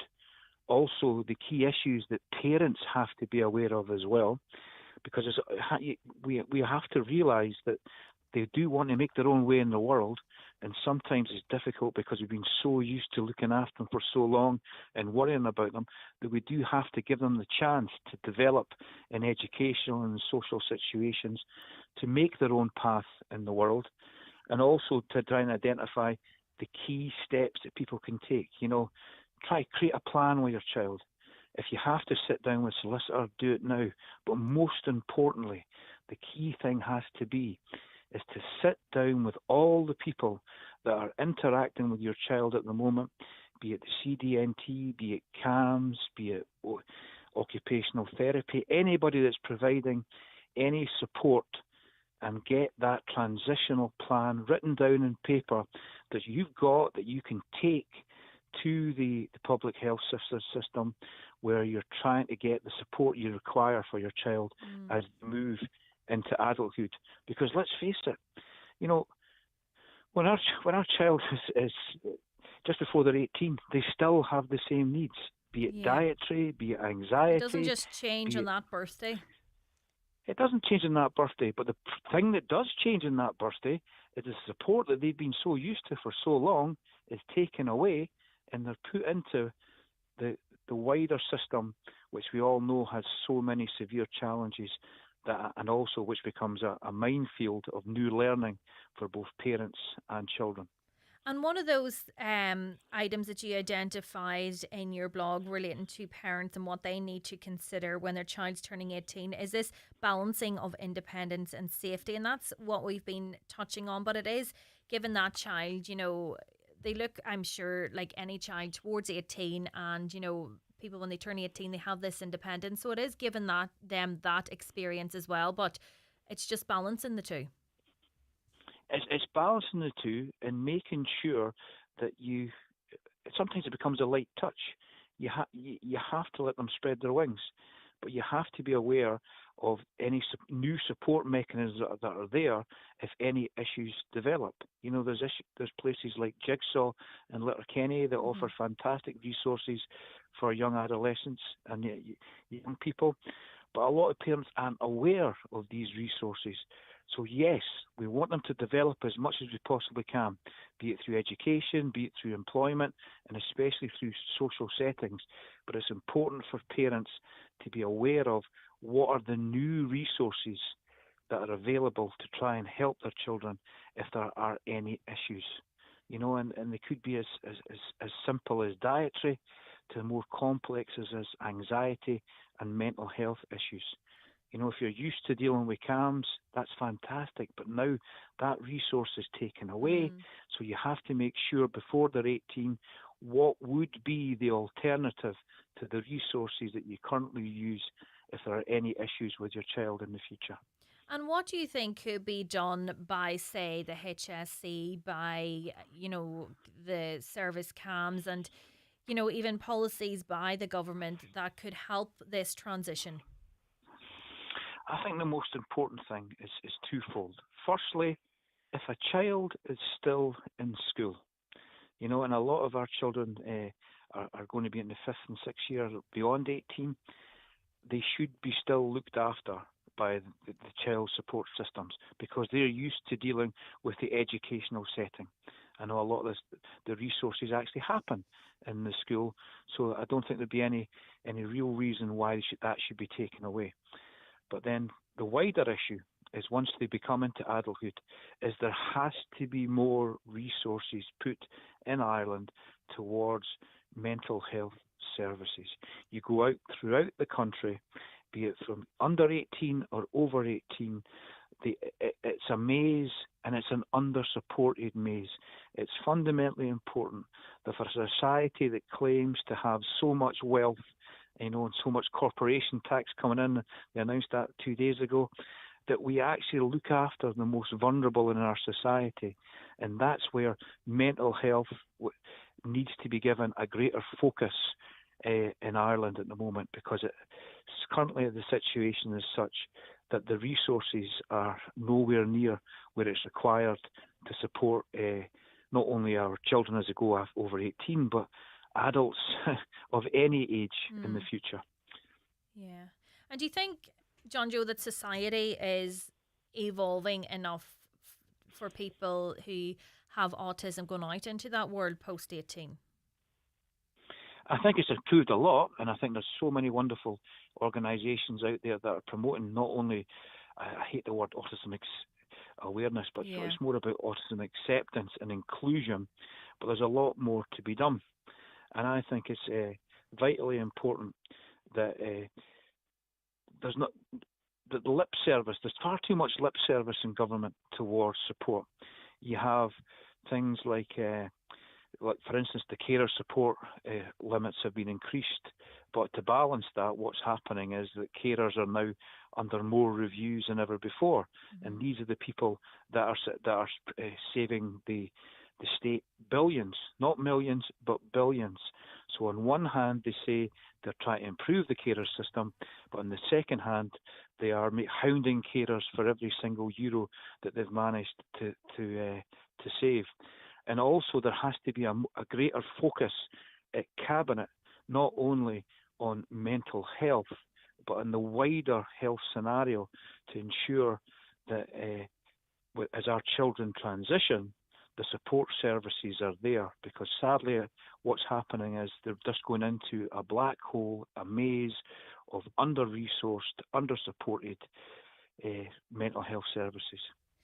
And a listener has actually just called in to say that they have a 16-year-old autistic son. She calls him her forever baby. He has the mentality of a 45-year-old. She has to do everything for him. And there's so many differing levels of children who have autism that it is really an individual basis, and a case-by-case approach needs to be taken to this.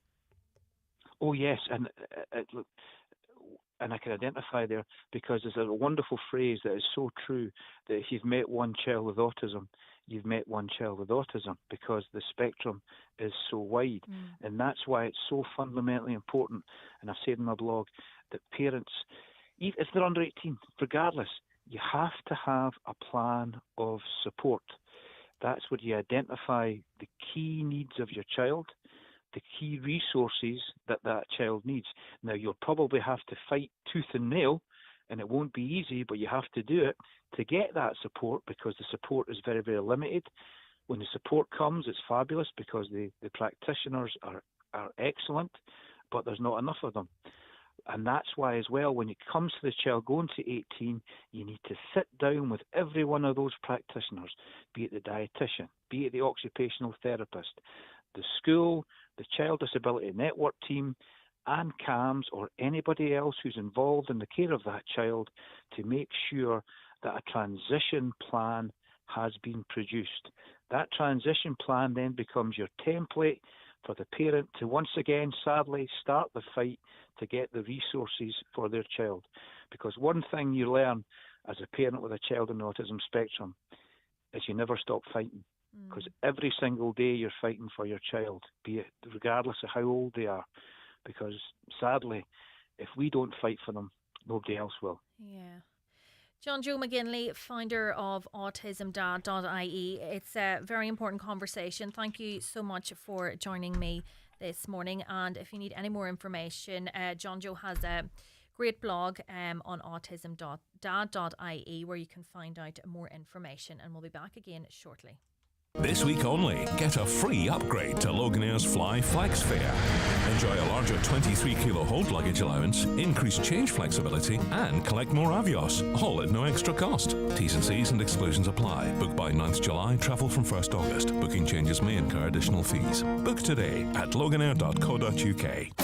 Brian McCormick Sports. Summer sale is now on. Click on bmcsports.ie. Up to 50% off. Brooks, Asics and Hoka footwear. In-store and online. Women's Adidas clothing. Save 30% on tops, tees and matching bottoms. Adidas and Puma football boots clearing up to 50% off. Summer sale now at Brian McCormick Sports, Main Street, Letterkenny. Or click on bmcsports.ie for next day delivery.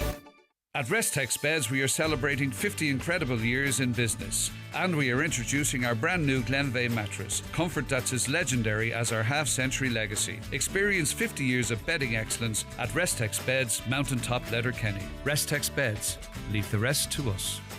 This summer, the Big Top is calling. Summer Sessions Letterkenny presents The Human League, live on August the 21st for one unmissable night. Plus special guests including Nick Kershaw and The Undertones. And it's your last chance to grab the final tickets at summer-sessions.ie. Also rocking the Summer Session stage, the Saw Doctors with special guests. That's The Human League, August the 21st in Letterkenny, under the Big Top. Follow Summer Sessions Letterkenny on social media for all the latest updates. Weanling prices sizzle.